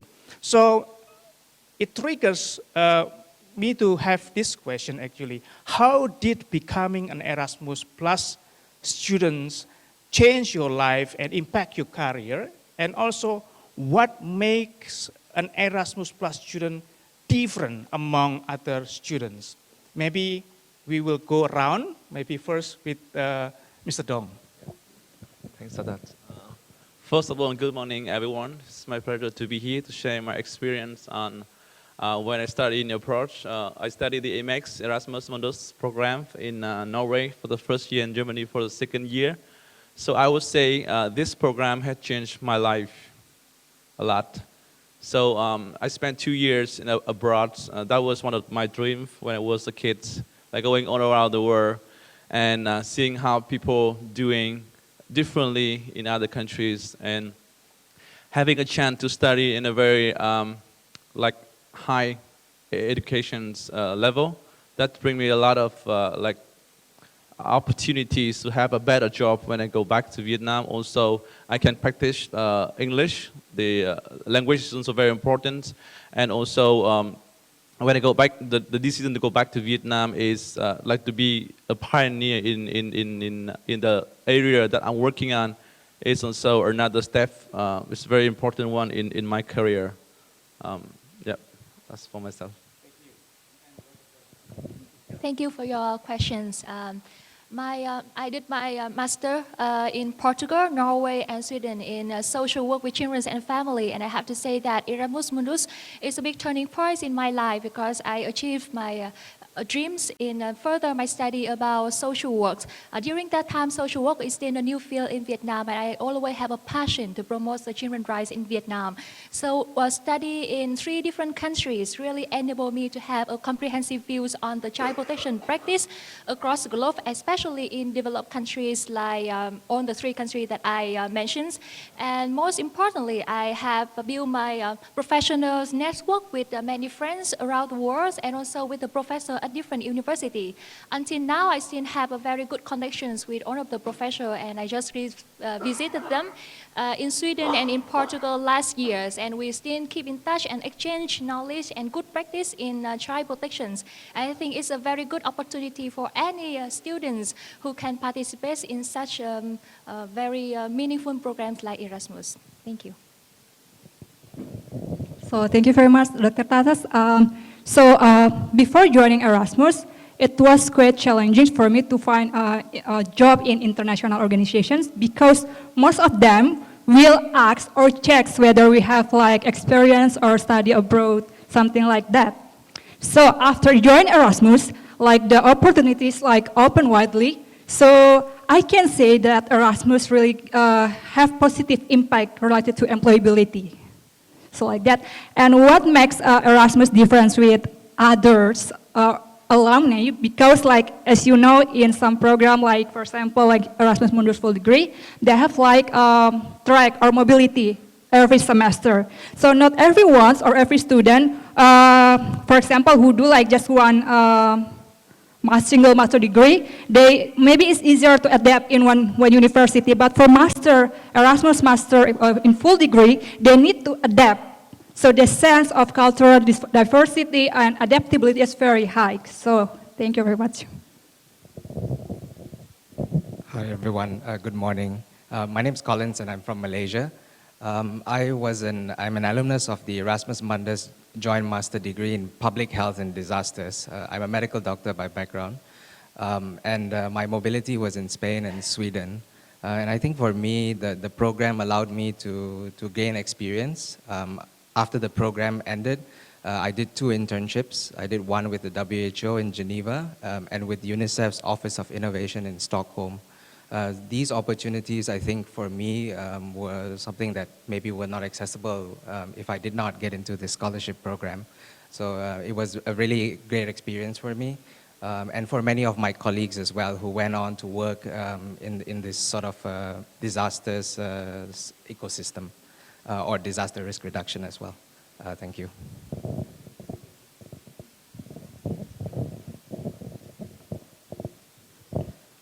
Thank you so much. So at least if I list it here, so we have one is you have a good communication with your professor, so that the professor like very good supervisions. It means that you have like a long time contact with them, not only during your study but also afterwards. I think that is amazing. And the second one, you highlighted about the employability because of you have already exposed to the global experience, and then adaptation is very cool because we are like a moving society. It's a dynamic changing, and adaptation to cultures, to different cultures has been your highlights, and of course also the experience that you gain during your stay abroad, especially you stay in Europe.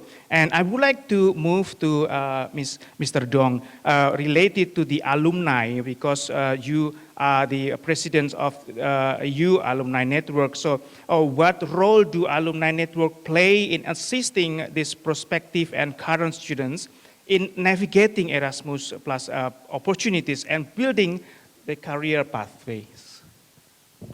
Thanks, Sadat. Just a quick introduction. Currently, I'm the president of the EU Alumni Network. A bit more information on this. So that's the initiative from the EU delegation to Vietnam. So we launched the EU Alumni Network in 2022. This month, we have the second birthday celebration. We have the Facebook page. The official one has more than 1,100 members. They are mostly alumnus from the EU's countries. So they study abroad and now they go back to Vietnam. They had a job, good job usually. So we have 2 missions for the EU Alumni Network. So the first one is to build a very high qualities of connection. So we are all students study abroad, study from European country, very high level of educations, and we embedded us into the European culture for several years. And now we're going back, and this is like a playground for all the students, all the alumni, that we can share experience. For example, the Christmas market that we hold 3 times in, no, 2 times 2 years, but once in Ho Chi Minh and 2 times in Hanoi. It's like we're trying to bring all the European culture in one single event. So we have many booths that come from a different country. They decorate the way that they usually do in their countries. And the students who study abroad come there and they can actually feel the culture when they're just there, and try to remind them the beautiful time of Christmas back then.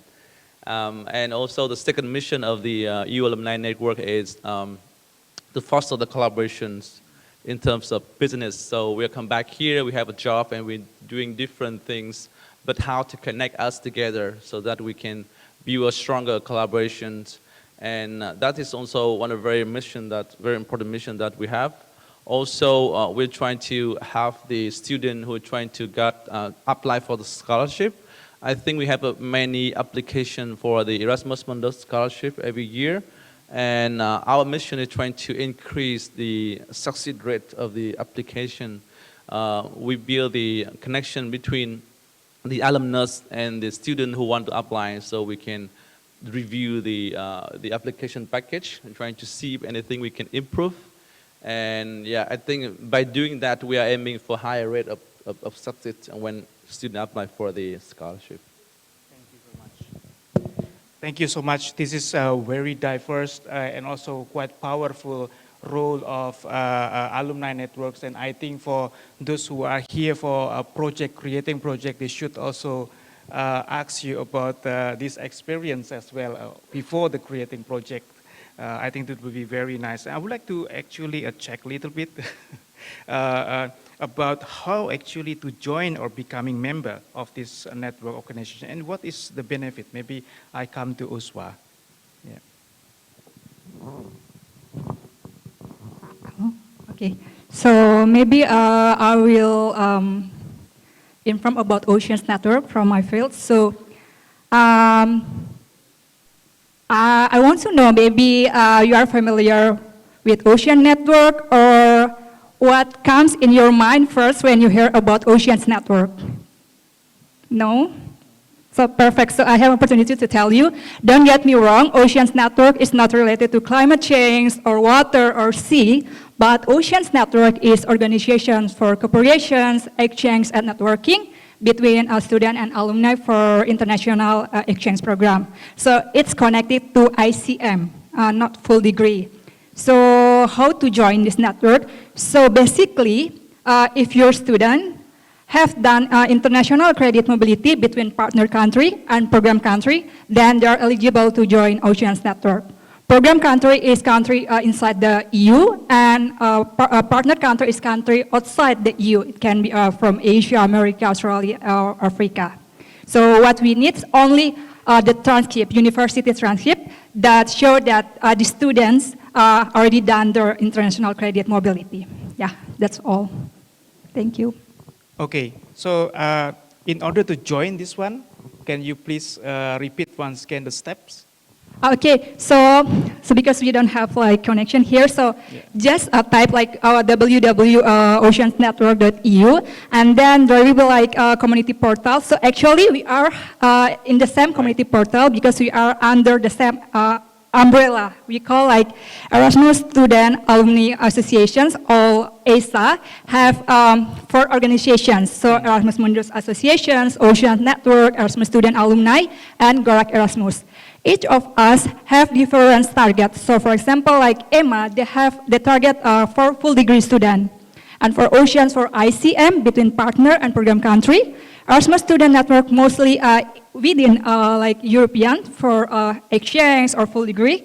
And for Gorak, mostly they are more like professional network. So it's like the step, actually different organizations have like the target, which is Erasmus offer different opportunity. For example, if you want to find a job after Erasmus, maybe you can you can join. They said like blind work. So yeah, kind of blind work in Garak Erasmus. They have kind of program like that. Yeah. So for oceans, just prepare like the transcript, university transcript, and then upload in the system within 1 week, like the kind of, because we work under European Commission, so they will check whether it is eligible to join ocean or not, and then they will approve and done. That's it. That's Yeah. very easy then. That's very easy. Thank you so Thank much. you. And then I would like to move to Zhao. Still related to the networking opportunity for career development. So how can this alumni of Erasmus Plus program leverage networking opportunities during event like Erasmus Day to foster professional connections and also career developments within their field? Yeah. I can see that today we have the standee over there with the slogan Erasmus Plus, enriching lives, opening minds. And definitely one important point is that strengthening the connections. Because I think for the event like this, is for any similar events, the most important thing is to have like the most updated information. For example, the new programs from the MOET, or any updated informations or potential cooperation opportunity from different universities in Europe.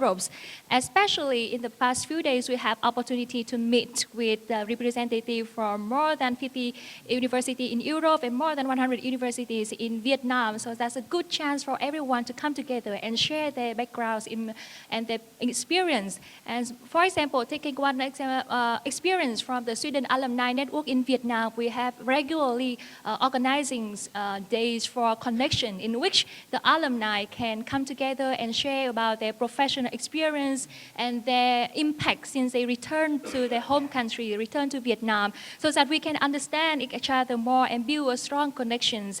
And mostly when we share about the impact that we have made since we come back to Vietnam, and we can work together and initiate a joint project within the network and also with other institutions. For example, a friend of mine who used to study in Romania and returning to Vietnam and also still collaborate with different institutions in Europe. And same to me, I still work and support my professors in Sweden and in Portugal. And most importantly, because it's a two ways, it's a joint master degrees, and so we can also create feedback so that the master programs can also strengthen their curriculums. And the same thing, because we have a chance to meet with representatives from the Ministry of Education and Training, and it's a great way to share our experience with the ministries, with the MOET, because nowadays in Vietnam, the education system is improving and have a very good quality, so that students, in case that they cannot go study abroad, they still study in Vietnam, but they can benefit from so experience like this.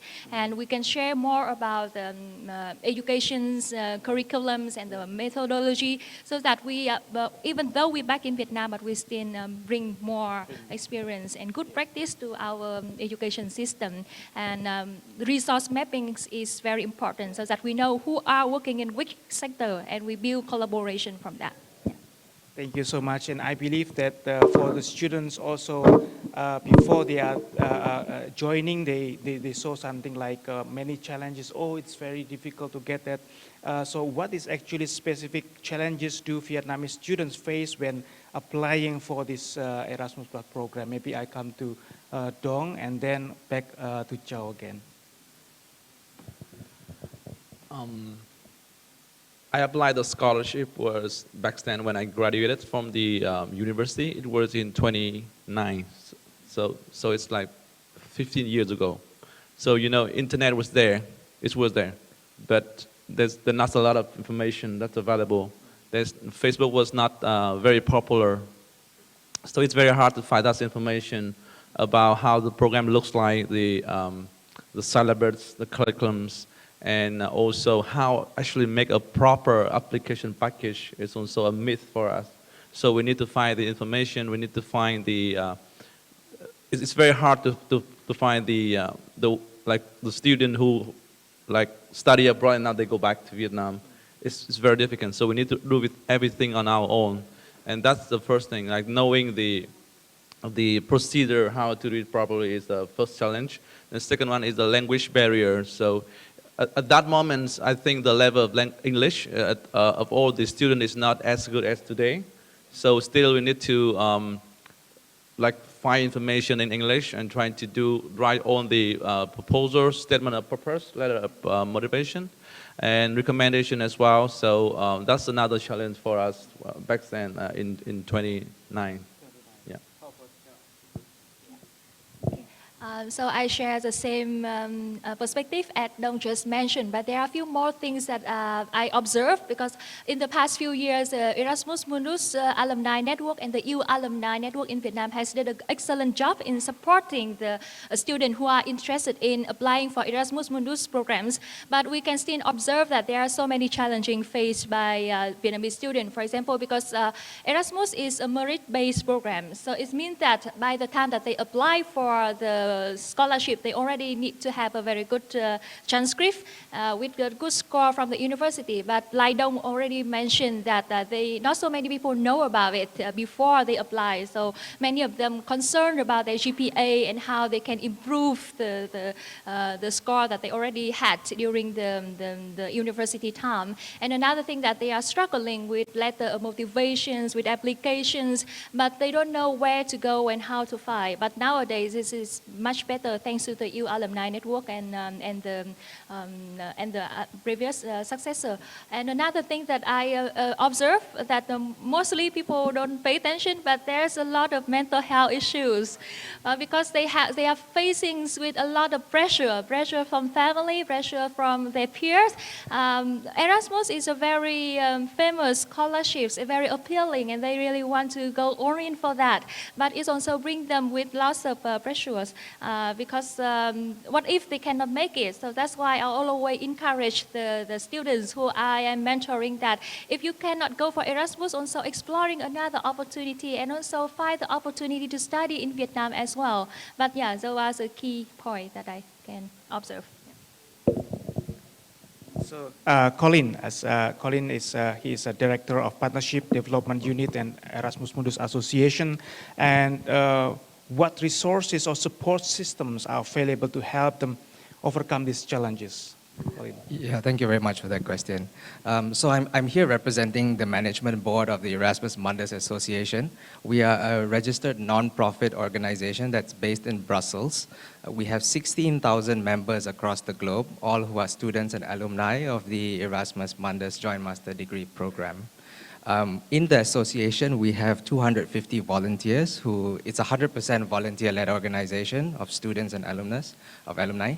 And within this 250 volunteers, we have about 100 program representatives and 120 program representatives and 100 country representatives.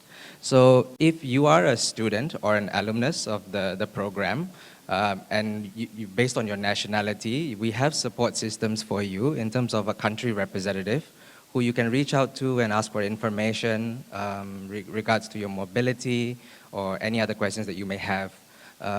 We also help prospective students a lot. So if somebody has looked at the Erasmus Mundus catalog and they want to apply for a program, they can also reach out to the EMMA program representative, who is either a student or alumnus of that particular program.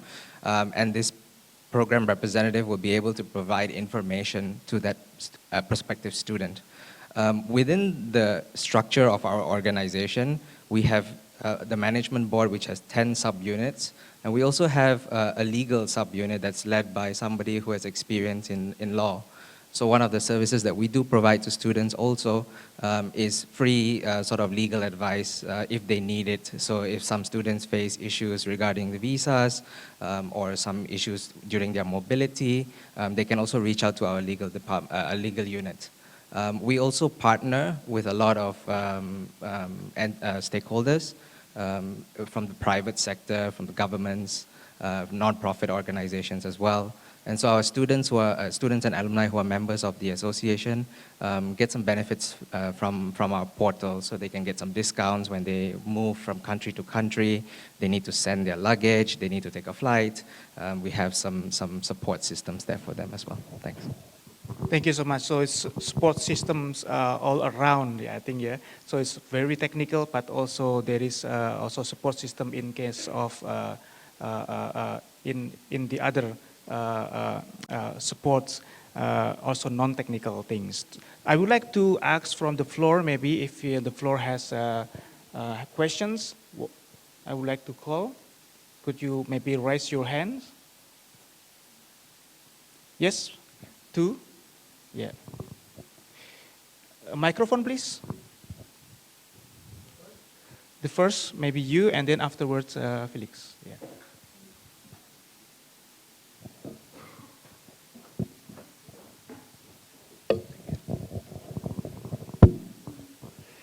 Thank you, Chairman Phiên. Discussion. Good morning, ladies and gentlemen.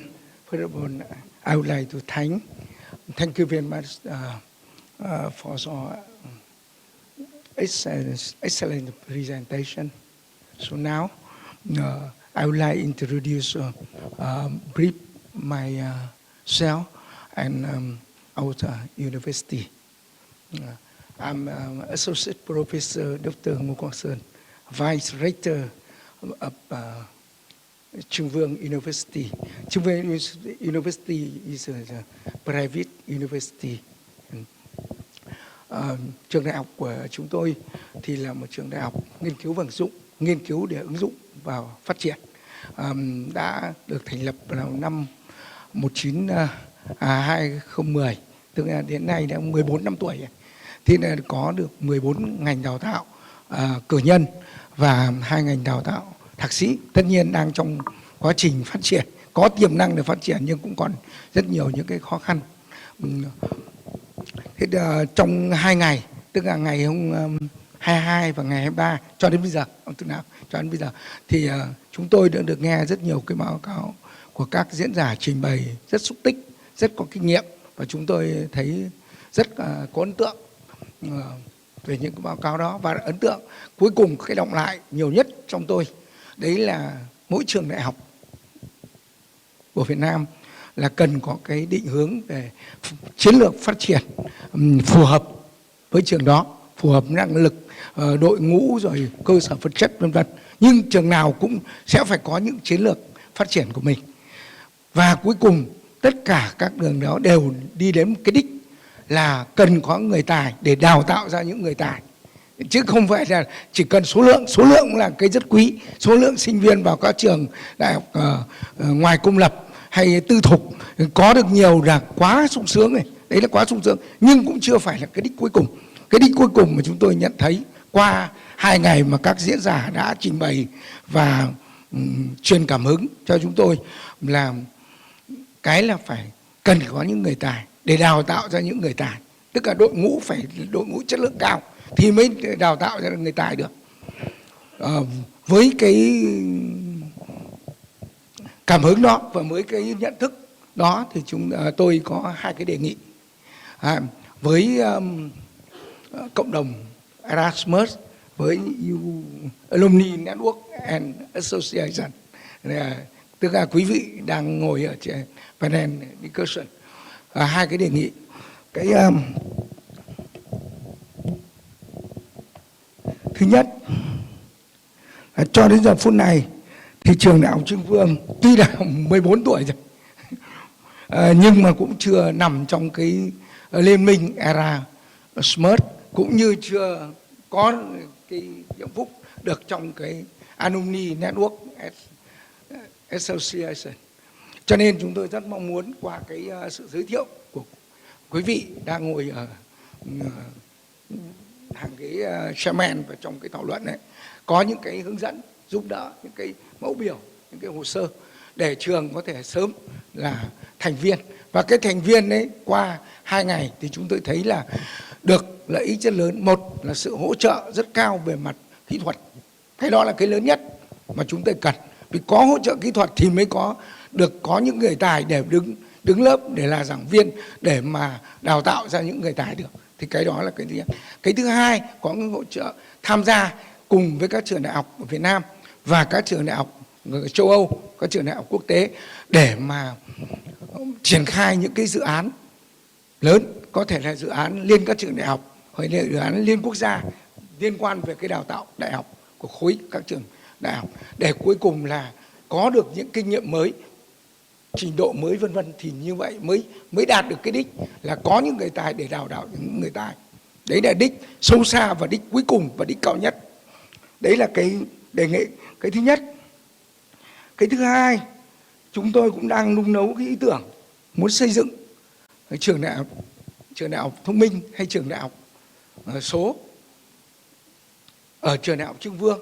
Và tất nhiên cái xây dựng không phải là xây dựng một mình, muốn là cùng với các trường đại học khác ở Việt Nam và ở châu Âu để cùng xây dựng, để trong cái đó chia sẻ với nhau về những cái kinh nghiệm kỹ thuật, những chuyên gia kỹ thuật của châu Âu và những cái kinh nghiệm của các trường châu Âu, những trường có tên tuổi và nổi tiếng, để mà cùng chia sẻ những cái kinh nghiệm đó để chúng tôi được học hỏi, và chúng tôi được sau đó trên cơ sở những kinh nghiệm của Việt Nam thì các trường đại học Việt Nam, trong đó có trường đại học Trưng Vương, cũng sẽ chia sẻ cái đó.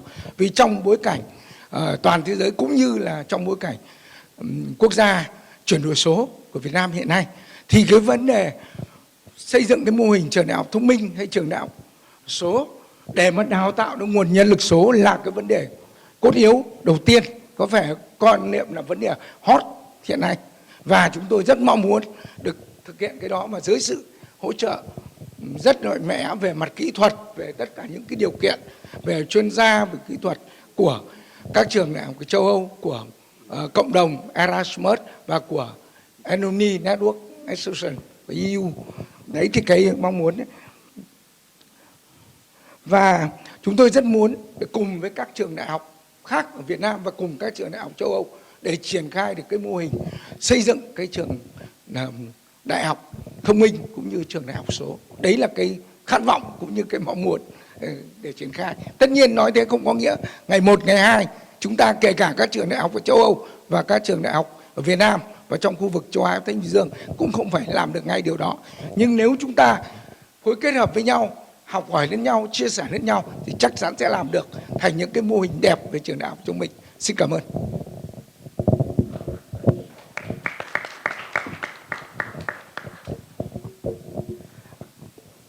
Thank you, and I would like to take questions from Felix. Thank you very much. Really, I envy all of you who've had the opportunity to study in various European countries over over the course of maybe only a year or two. I think 2 years usually. I wish something like that would have been around when I was going to university. Going to 4 different European countries is amazing, and I really want to applaud the European Union for setting up such a program. That is fantastic. That was not a question, obviously. A question that I would have out of curiosity really is, do you feel more European, or do you have a certain attachment to the countries that you studied in? So, because that is something that we, as those of us who are here that come from Europe, I think we always have those two souls in us. We consider ourselves European, but at the same time, I'm German. And I'd kind of like to hear from you how you connect and how you manage with that. Do you always advocate studying in Europe, or is there also, I don't know, a tiny bit of your personality and your past where you say, but go to Portugal? and of course, in the alumni associations, be it EU Alumni Vietnam and also IMA, are there also national chapters? Okay, so at least we have like 4 questions. So, so first one is related to the possibility about the memberships, yeah? Whether this is like personal or it can be like institutionals if they would like to join, and also invitation like to get an input about the digitalizations, how to digitalize a university, and also your feeling. Are you becoming like more Europeans or mixed or synthesized of them, or maybe still like 2 personalities, something like that? Or and then also the other questions. Yeah, maybe from Dong first. I can choose the question to answer, or I have to answer all of them. You can comment. Thanks, Felix, for the question. Very interesting one. I came back to Vietnam in 2012, so it's like 12 years already. I studied German back then, I mean, also more than 12 years ago, and I haven't used that for such a long time. But I would say today I still can introduce myself, like Guten Morgen, ich spreche ein bisschen Deutsch, things like that.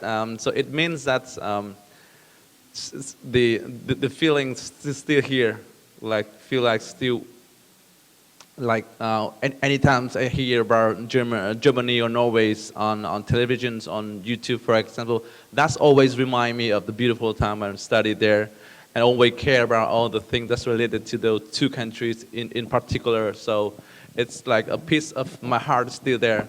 So definitely it lasts until today. And I think that's the beauty of the Erasmus program, where I had a chance to not only study in at least two countries. I have some friends study 2 years, but 4 different countries. So each semester they move somewhere. I really envied with them at that moment. But I also have a chance to visit more than 10 countries in Europe. So it's another luck for myself. So definitely it's lasted until now, Alex. So we have so many interesting questions, and one of them is about becoming a membership of the EU Alumni Network in Vietnam. So the first requirement to become a member of EU Alumni Network in Vietnam is that you study in Europe, and then you return to Vietnam, and then you just join the network. But basically, you need to have a previous educational background in Europe. However, I think that is a great collaboration opportunity for the members of the EU Alumni Network to visit different universities if they would love to have us as guest speakers or sharing experience during our time studying in Europe. Because many members of the EU Alumni Network is now working in different universities in Vietnam, like for example, a board member of us working at the Agriculture University, and many other also working in different field like ministry of and different ministry. So we would love to share our experience and see if there's any potential collaborations. So all of that, maybe we can talk in another platform. And regarding the questions about our how to say, like a feeling of belonging to Europe or belonging to a country that we study at. So for me, I think it's totally depending on the experience and the memories and everything that you have. I study in Portugal, Norway and Sweden, and I spent 1 year in Sweden. So Sweden all the way has a special place in my heart, and all of the experience that I have with Sweden is very beautiful. And so I experienced the hiking and also the fika and midsummer and many festival. And even though when I returned to Vietnam, we joined the Sweden Alumni Network, and we had a very close connections with the Embassy of Sweden in Hanoi. So there are so many influencing factors to say that how can we maintain the connection with the countries or the university that we experience with. And in that case, the EU Alumni Network or the Alumni Network of different universities play a very important role, because that's why we can maintain the connections and also that we can become an advocate for the programs that we study. For example, I always advocate for the M Family programs, even though now it's stopped, but we are also working with the university so that they apply for another program, and they are now working on the humanitarian master programs. So yeah, that's my comments. Okay, so thank you very much. So maybe for the first questions related to whether if the university or student haven't done their mobility within Europe and other countries, whether they're eligible to join or not. For formality, it's not, because as Cho mentions that for the student, they need to do like their mobility between Europe and the rest of the world. But university or student also can get benefit or opportunity from Erasmus program. For example, like in Erasmus Student Alumni Associations, we have like several core projects, but it's funded by European Commissions. So in every year we have like 3 or 4 calls. The one who need to apply is from alumni organizations, but we can get partner from outside university without like a cooperation in Erasmus program. And in Erasmus Alumni Association, we have like 4 clusters. The first cluster related to strengthening higher education's quality. The second related to promoting Erasmus. The third related to inclusions. And the fourth is capacity building. For example, like last year, we have capacity capacity building program in Bangladesh to train the university lecturer who work related to international mobility, but doesn't have experience in Erasmus. So you still can get benefit from Erasmus. Yeah. And for digitalizations, I don't think I have experience for that, so maybe I will skip. I'm sorry for that. And for the second question related to whether, maybe for me, I'm half Asia, Europe. So nationality, I'm Indonesia, but for patients in Europe. After finish my Erasmus programs like 8 or 9 years ago in Czech Republic, almost every year I come back to Europe, in Europe, because not for travel, but because of alumni program.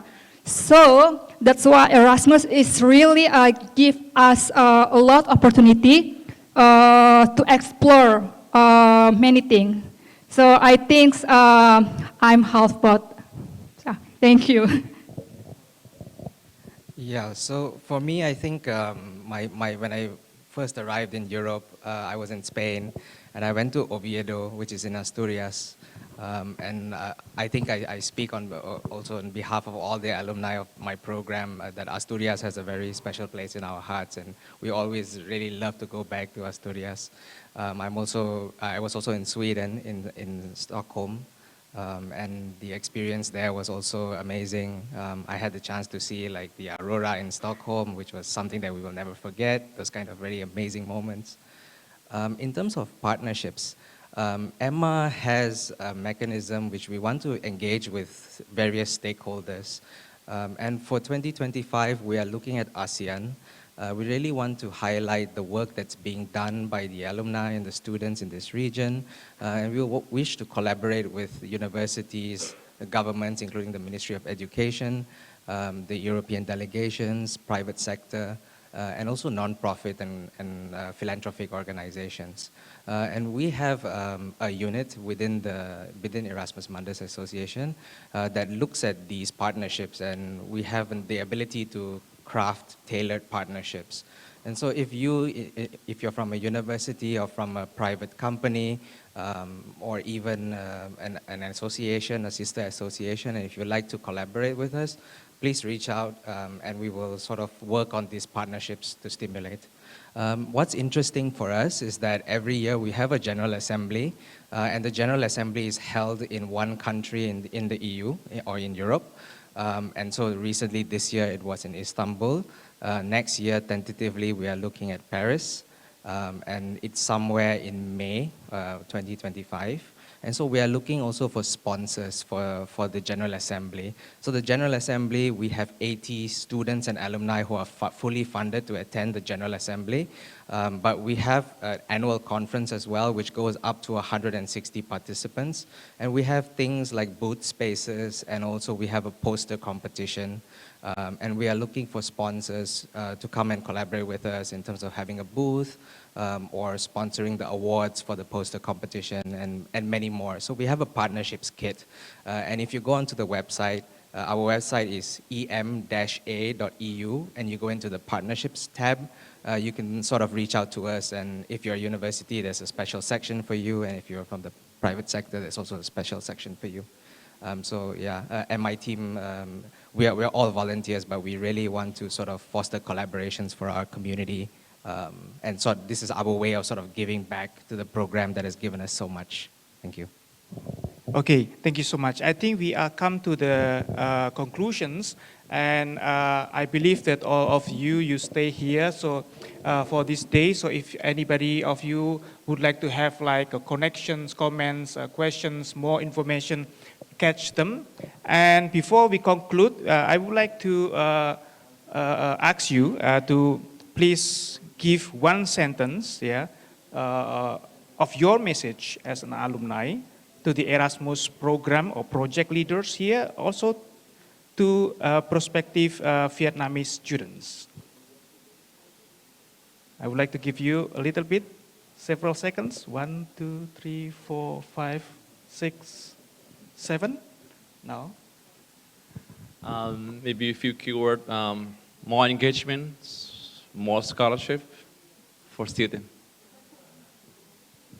More opportunity and experience during the study time.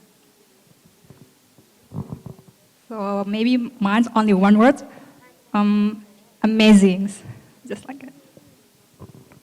Yeah, I think please reach out to us. The Erasmus Mothers Association is looking to partner with everyone, individuals, organizations, and we really look forward to hearing from you, and we are very receptive to the idea of exploring new chartered territory, some innovation, something new, something fun.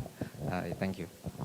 Thank you very much, and please join with me a big round of applause.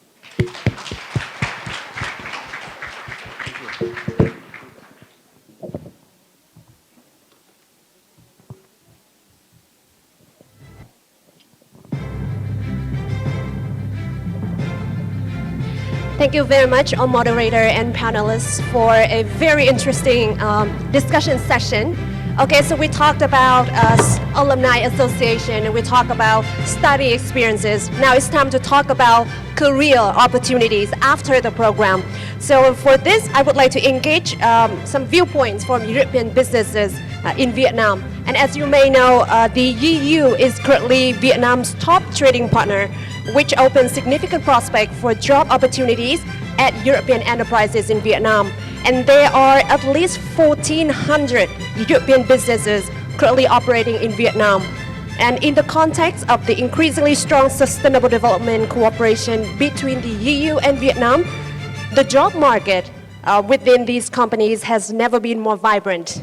And today we have invited representatives from European businesses, university representatives, and a human resource expert to join us in a discussion on effective collaboration in training and supplying human resources for businesses, especially European businesses in Vietnam.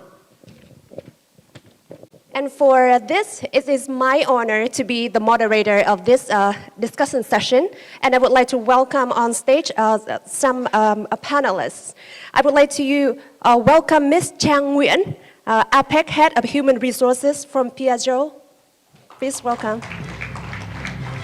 And please welcome Dr. Ha Thuc Vien, Vice President of Vietnamese German University.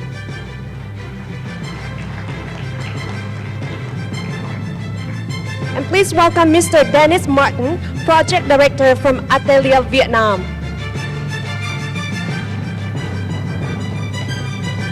And we also welcome Mr. Colin Blackwell, Human Resource Consultant, who is connecting with us online from Europe. Please have a seat.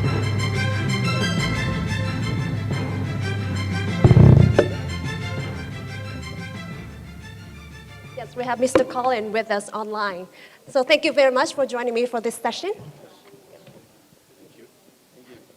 All right, so as I just mentioned, the EU is currently one of Vietnam's leading trading partners. And according to the Business Confidence Index published by Eurocharm at the beginning of this year, nearly 71% of EU's businesses have a very positive outlook on their long-term operations here in Vietnam. So this definitely opens up significant opportunities for a job working in European businesses in Vietnam. So my first questions I would like to ask Mr. Colin, who is connecting with us online from Europe. I know that it's pretty early morning there in Europe, right? So thank you very much for taking your time to join us today. I've been living in Vietnam since 1995, but if you've just caught me actually in Europe at the moment this morning, it's not too early, it's fine. So my first question is, what changes have you observed in the Vietnamese market over the past years, especially in regard to European businesses operating in Vietnam, and how have these changes affected the young professionals in Vietnam? Well, the Europeans, some of the big companies were some of the first into Vietnam when it first opened up, and they continue to be major employers within Vietnam, and very often are giving opportunities to Vietnamese students. There's a very good labour supply in Vietnam. At the beginning, it was more a matter of that Vietnam was, let's say, cheaper than other countries. But now many industries are coming in because the Vietnamese have higher skill sets. So you look at things like artificial intelligence, semiconductor manufacturing, robotics, that all needs very high skill sets, which Vietnam does produce. So there's a change in the kind of investment and employment coming through. But it's very good news for Vietnamese students. I see a lot of European companies do favor students who have studied overseas. The Vietnamese education system, the universities are very good, but they sometimes lack a little bit on the soft skills education, which is very important for employability. And that is something that overseas universities tend to have a bit of an edge in. So it does speed up onboarding a new graduate when they have studied overseas. Yeah. Thank you very much, Mr. Collin, for the overview of the Vietnamese market, also the current demand regarding the businesses in Vietnam. So here today, we also have here two representatives from European businesses operating in Vietnam, Ms. Trang Nguyen from Piaggio and Mr. Martin from Attila, Vietnam. So we have two sectors, automobile and constructions. So I know that for across industries, there are some similarities in recruitment criteria, but could you elaborate more on your specific sector? What are you looking for from an applicant? Ms. Trang. Yeah. Thank you for the question. Before I answer this question, actually, I wanted to add on a little bit on also the observation of what changes in our, when recently with the investment increases significantly, and Vietnam is a key in manufacturing. So that's the first thing that we observe, right?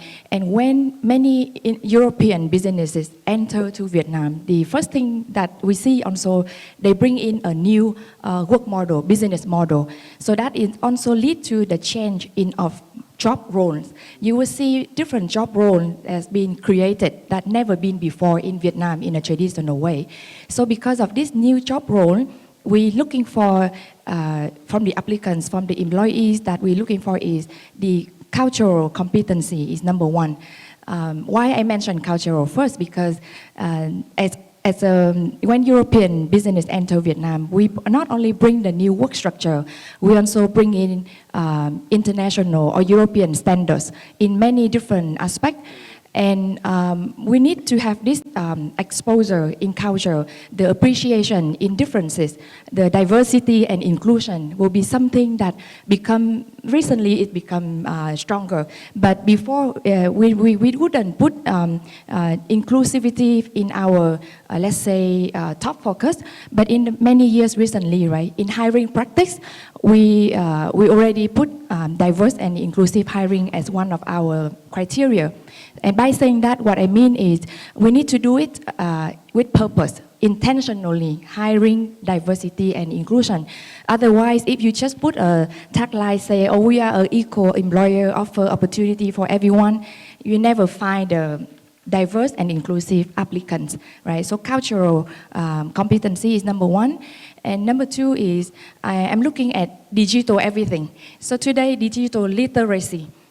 Basically, we have to adapt to the new technology, the transformation of the world. Technology become the environment. It's not the tool or equipment anymore. It's the environment that we live in. So somebody that agile to adapt and learn fast in digital. This is something that we highly, put at valuable. And the third thing I would say is it's a supply chain management. We're looking for the people who have this skill of problem solving, analytical thinking, because today manufacturing, especially in automotive, we require this skill at one of the top technical skill in supply chain. And lastly, but not least, is the awareness of sustainability. In today, it's not. Before I talk about legal framework or anything that support this, right? First of all is a consumer behavior, the perception in consumer change. So when you work for automotive companies or any manufacturing company, you need to have this awareness of the environmental standard of what should be the thing that you should care about. So ESG knowledge, awareness is also one of the criteria that I'm looking for. Yes, so first of all, a quick word on my company and my background. So my company, Artelia, is doing here construction service. So we are a 90 years old company with 8,000 staff all over the world and 40 different countries. And in Vietnam, since 20 years now, with over 700 staff. So in Hanoi, we're around 250. So I came in the company 3 years ago now to take the direction of the project management sector. And in that sector, of course, construction now in Vietnam is quite competitive, especially since COVID and the crisis we're living now. So in this environment, I would say that the students that want to come to our company need, of course, will have the first thing that I will think for them will be that to have the language skills, because this is so important in the northern Vietnam, especially that the students speak fluent, at least English and another language. For us, is more French, as you may hear my accent. And otherwise, of course, the second point will be something that we have facing in the construction business, that we have a lot of different rules, regulations, which are so different from one country to the other. So, of course, the knowledge of different regulations is very interesting, as the project now are international and more funded by international companies also, so we may apply different rules. And this is quite interesting in our business, that the students know about different way of thinking, of seeing the things, of understanding the different regulation. And this is a point that, of course, we will focus on. Also, the third point is due to the mindset of Vietnam in the north, is something about efficiency. I think this is more about our rationalism in Europe, where we have a mindset which is more rational and systematic thinking. And this is something that, of course, when you go abroad, you will learn. And this is important also because in these international companies, we expect having staff which is going straight to the point and try to work in an efficient way. And this is something I think we need to insist on, because the fact that the student went abroad and learned different way of working is very interesting for us.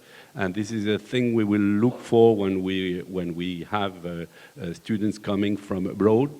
And also, of course, as you said before, the knowledge on foreign environment and globalization environment, and and the policies which are different in our countries. As a foreign company, we need to stick to the policies, Vietnamese policies, and this is something that will be learned, of course, by a student that went abroad and had to commit with the local policies and come back here.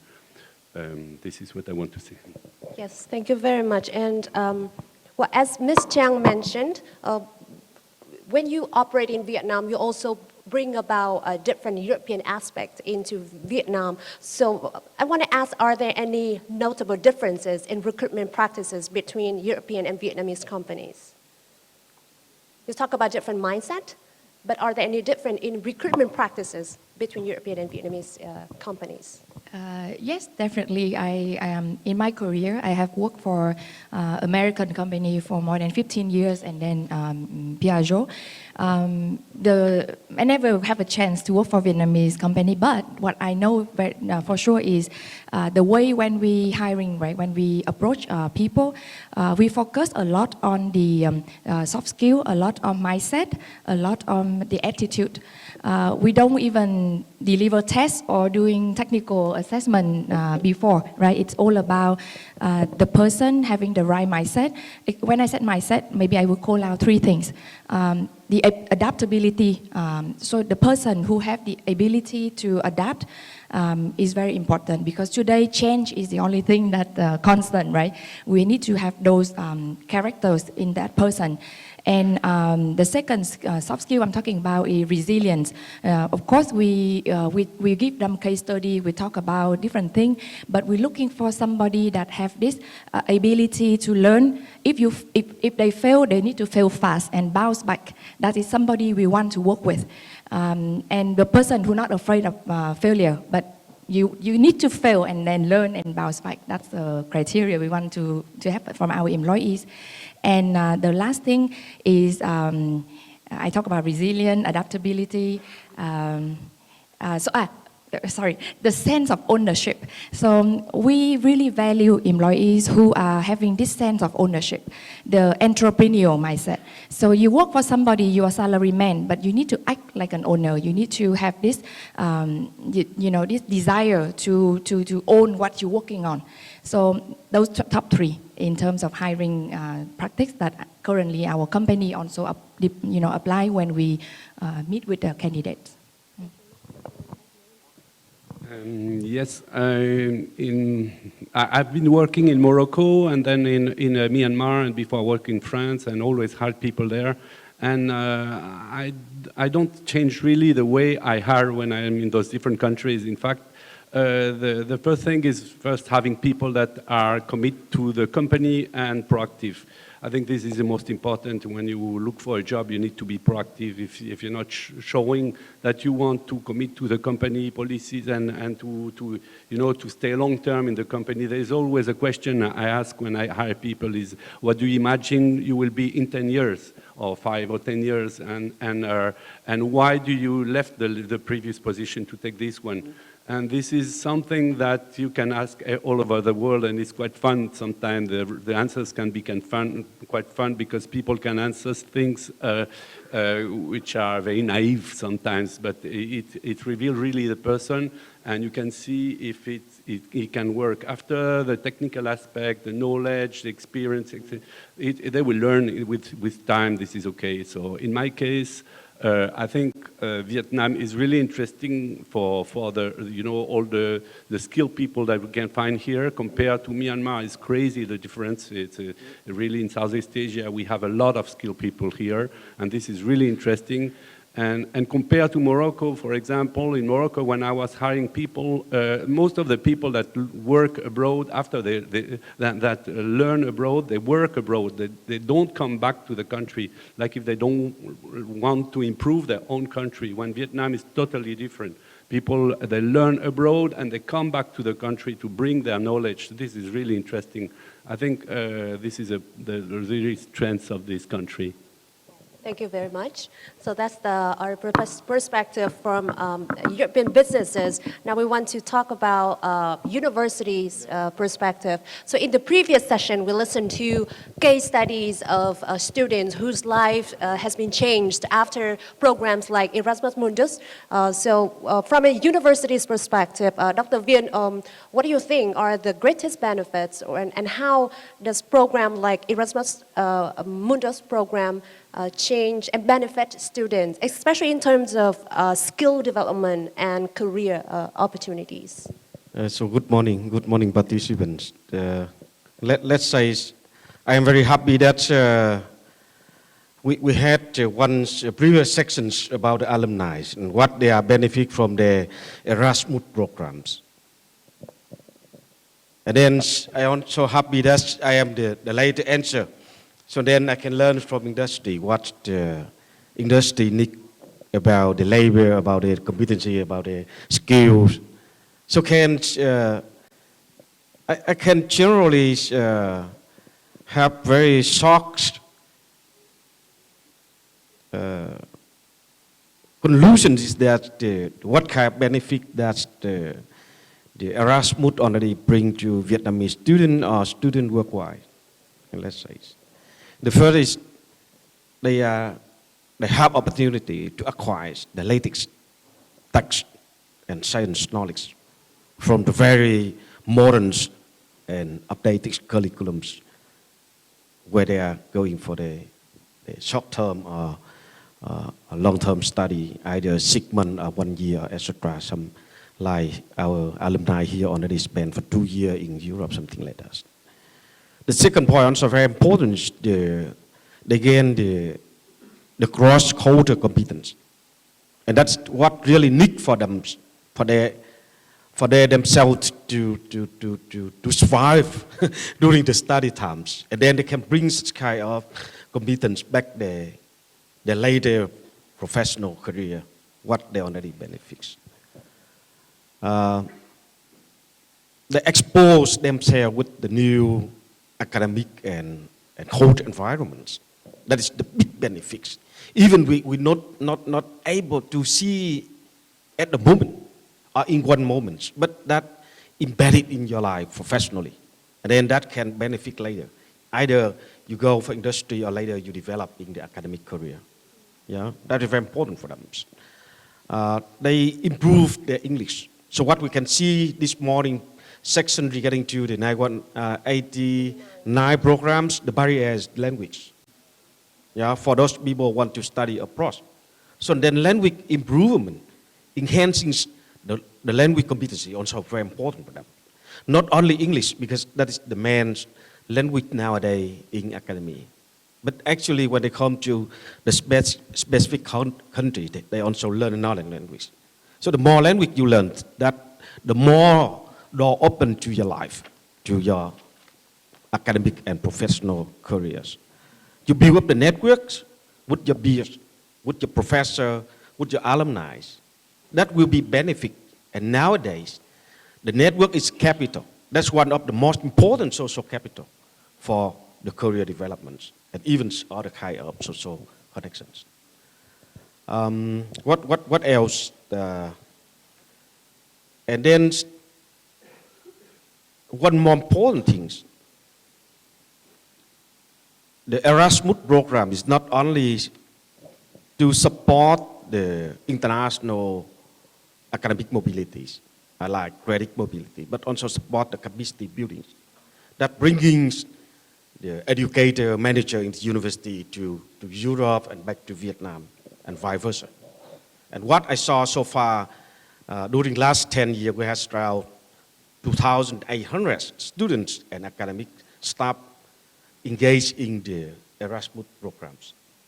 And at the same time, there's around 1,600 European students and staff also come to Vietnam. That is the big benefit for both sides. Yeah. So like today, I learned from the industry, that's something they need from our students. That's very good feedback from industry. And we need to bring such kind of demand from industry into the university. So you know nowadays, the knowledge in the university and knowledge in industry is no border anymore. So that seems to be flat and have to be well connect each other. So that's very good. Not only one side Vietnamese understanding Europe, but European people also understanding Vietnam. That's very good for those people coming from Europe to work in Vietnam as well. Yeah, so that quite different perspective of benefit that we can benefit from these study programs. Yes, I see your point, and I like what you're saying is that we need to align what we teach in school with the real demand of the job market, especially European businesses in Vietnam. That part we will get back to later in our discussion. I would like to ask you more. You talk about thousands of students benefited from Erasmus program. So could you give us some specific examples? Do you have any examples of students who have completed Erasmus program and later see their career advances in especially European business? So let's say VTU somehow is a very special university. We are a joint projects between Vietnamese and German governments to build up the research university in Vietnam by following German's academic systems and standards. So that's why our students not only engage in Erasmus programs, but they also engage in other free movie or scholarships funded by DAD and other agencies of Germany. So our students have a lot of opportunity to be in Germany and in some other country in Europe for 6 months or for 1 year. And let's say what I learned so far from statistics, Our alumni survey tells us 63% of our bachelor graduates go further for their academic pathway, either at our university or in German university, or some case they go beyond the European border. 10% of them go abroad for working. Yeah, that evidence can prove that the benefit from not only Erasmus program, but also other programs supported by DED and other German funding agencies have students huge opportunities to enhance themselves by getting info in degree educations or something extra curriculum beyond the university that they learned when they was in Europe.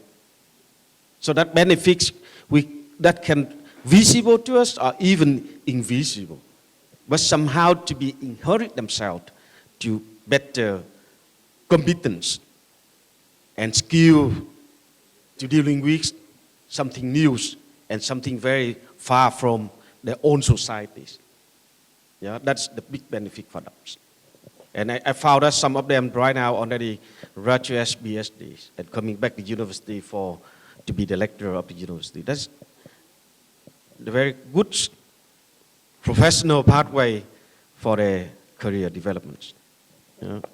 Thank you. So we have evidence and we have statistics of the past success. Now looking ahead, I want to ask Mr. Colin, what do you think, what skills do you think is like becoming more and more important for employees in European businesses in Vietnam, especially in the context of green cooperation and sustainable cooperation? Yeah, well, one thing to remember is Vietnam is often identified internally within Vietnam as being a two-speed economy. And this is something that I've often advised the government on. So the foreign invested sector has most of the labor productivity growth. So a Vietnamese person in Vietnam working for a foreign company is almost 4 times more productive than a Vietnamese person in Vietnam working for a Vietnamese company. So we've always said to the government that we're very happy to see when the domestic sector, especially the SME sector in Vietnam, comes up to that speed, because only then will Vietnam become a first world country. And a lot of this is, as you say, in the soft skills. So in the past, the education system was reflecting a market demand for just quite static technical skills. But as technology is now moving so fast, you need these more adaptive skills. There's what's called often soft skills or human skills. I call them employability skills. And this is things like being able to be creative, to communicate, to collaborate, things like that. So often in the technical field, in local Vietnamese universities, there's a lot of very good emphasis on pure STEM skills, but that has to be applied somewhere. When they get to an employer, they have to be able to do something with that theoretical knowledge. They have to be able to work in a team. They have to be able to follow instructions. They have to be able to think of new solutions. So that is something that foreign universities place a lot of emphasis on. Vietnamese universities are improving rapidly in this, often through collaborations with international universities. And there are some pure local Vietnamese companies that are already performing in an outstanding way in relation to human resources, but that's still quite a small minority. Onto the green topic, that is something that the Vietnamese care about deeply within their own culture. Obviously, if there's things like pollution, as you see in the big cities in Vietnam, the people who have to live with that every day are the Vietnamese. They're very aware of this.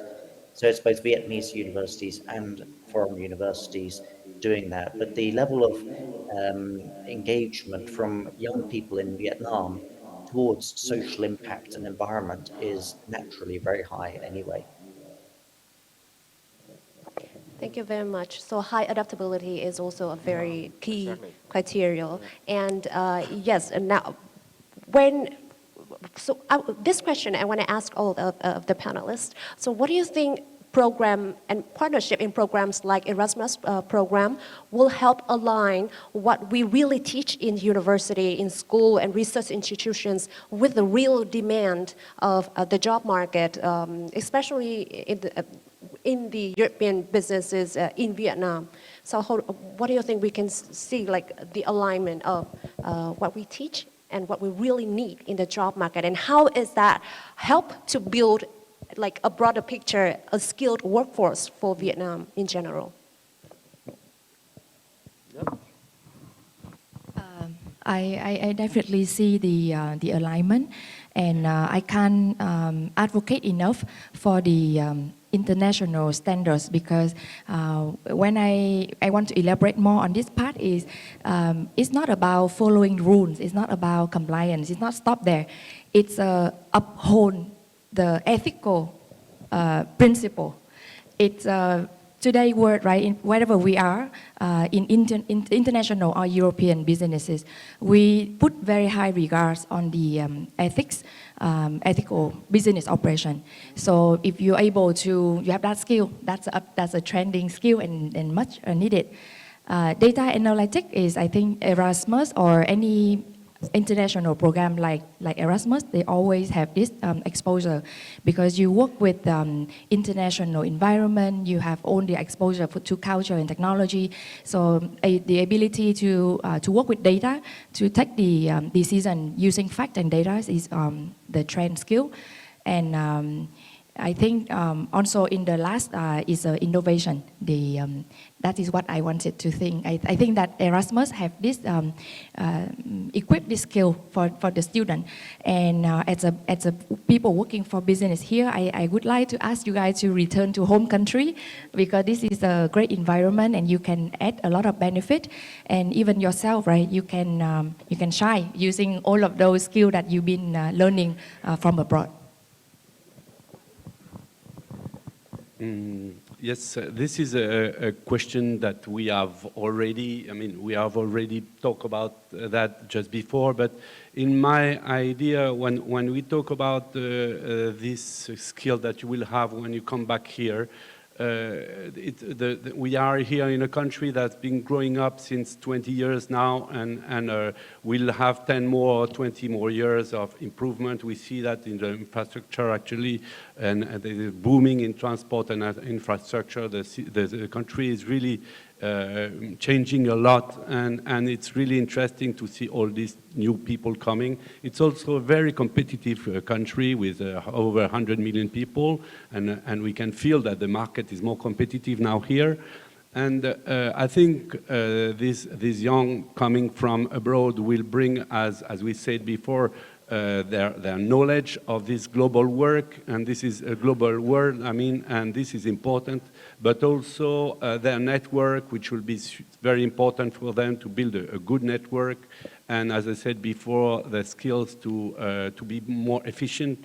I think this is really important, the way we are more systematic in Europe, but it's good also for Vietnamese to bring this new way of thinking. So I think I will focus more on these three things that they will bring. Yes, let's say we're already apparently seeing how benefit from Erasmus program brings to Vietnamese students after graduate from such kind of programs. But if we look at the number, that's still very small. But the demands even higher and higher than such kind of graduates you already have so far. So that means on the one hand, we have to find a way how to support the young people getting access international education. That idea approach are in Vietnam. So then that means we need also accelerate the internationalization education here in Vietnam as well, in order to enhance the qualities and skillful graduates for these markets. And then I think also important to foster the collaborations between the university and industry. Because normally the university to educate students would standardize curriculums. But the company, they need the very specific competence and skill from graduates. So that means if the company has close collaborations with the university in some kind of like collaborative curriculum developments to provide the industrial lecture to students, to open the internship and job placement opportunity to students. And such kind of well-connected between industry and the university will support later then. We will have the graduates who are ready for work. Yeah. So I think stronger and closer collaborations between the university and industry is very important. Not only waiting for those who are going abroad for study and coming back. That number is not big enough for the increasing demands skilled labor in Vietnam, particularly the high-tech driven sectors with those FPIs. Thank you. Yeah, so by stronger collaboration, stronger international collaborations will definitely help bridge the gap of what we really teach and what we really need in school, right? So it's now time for our Q&A session. If you have any questions for our panelists here, please feel free to ask.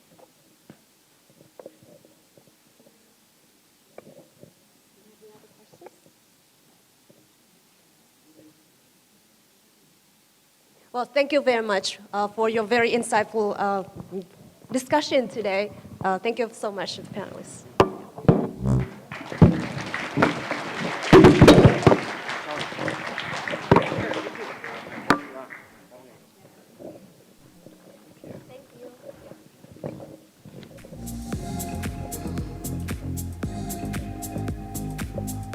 So ladies and gentlemen, our previous discussion has just concluded this morning's session.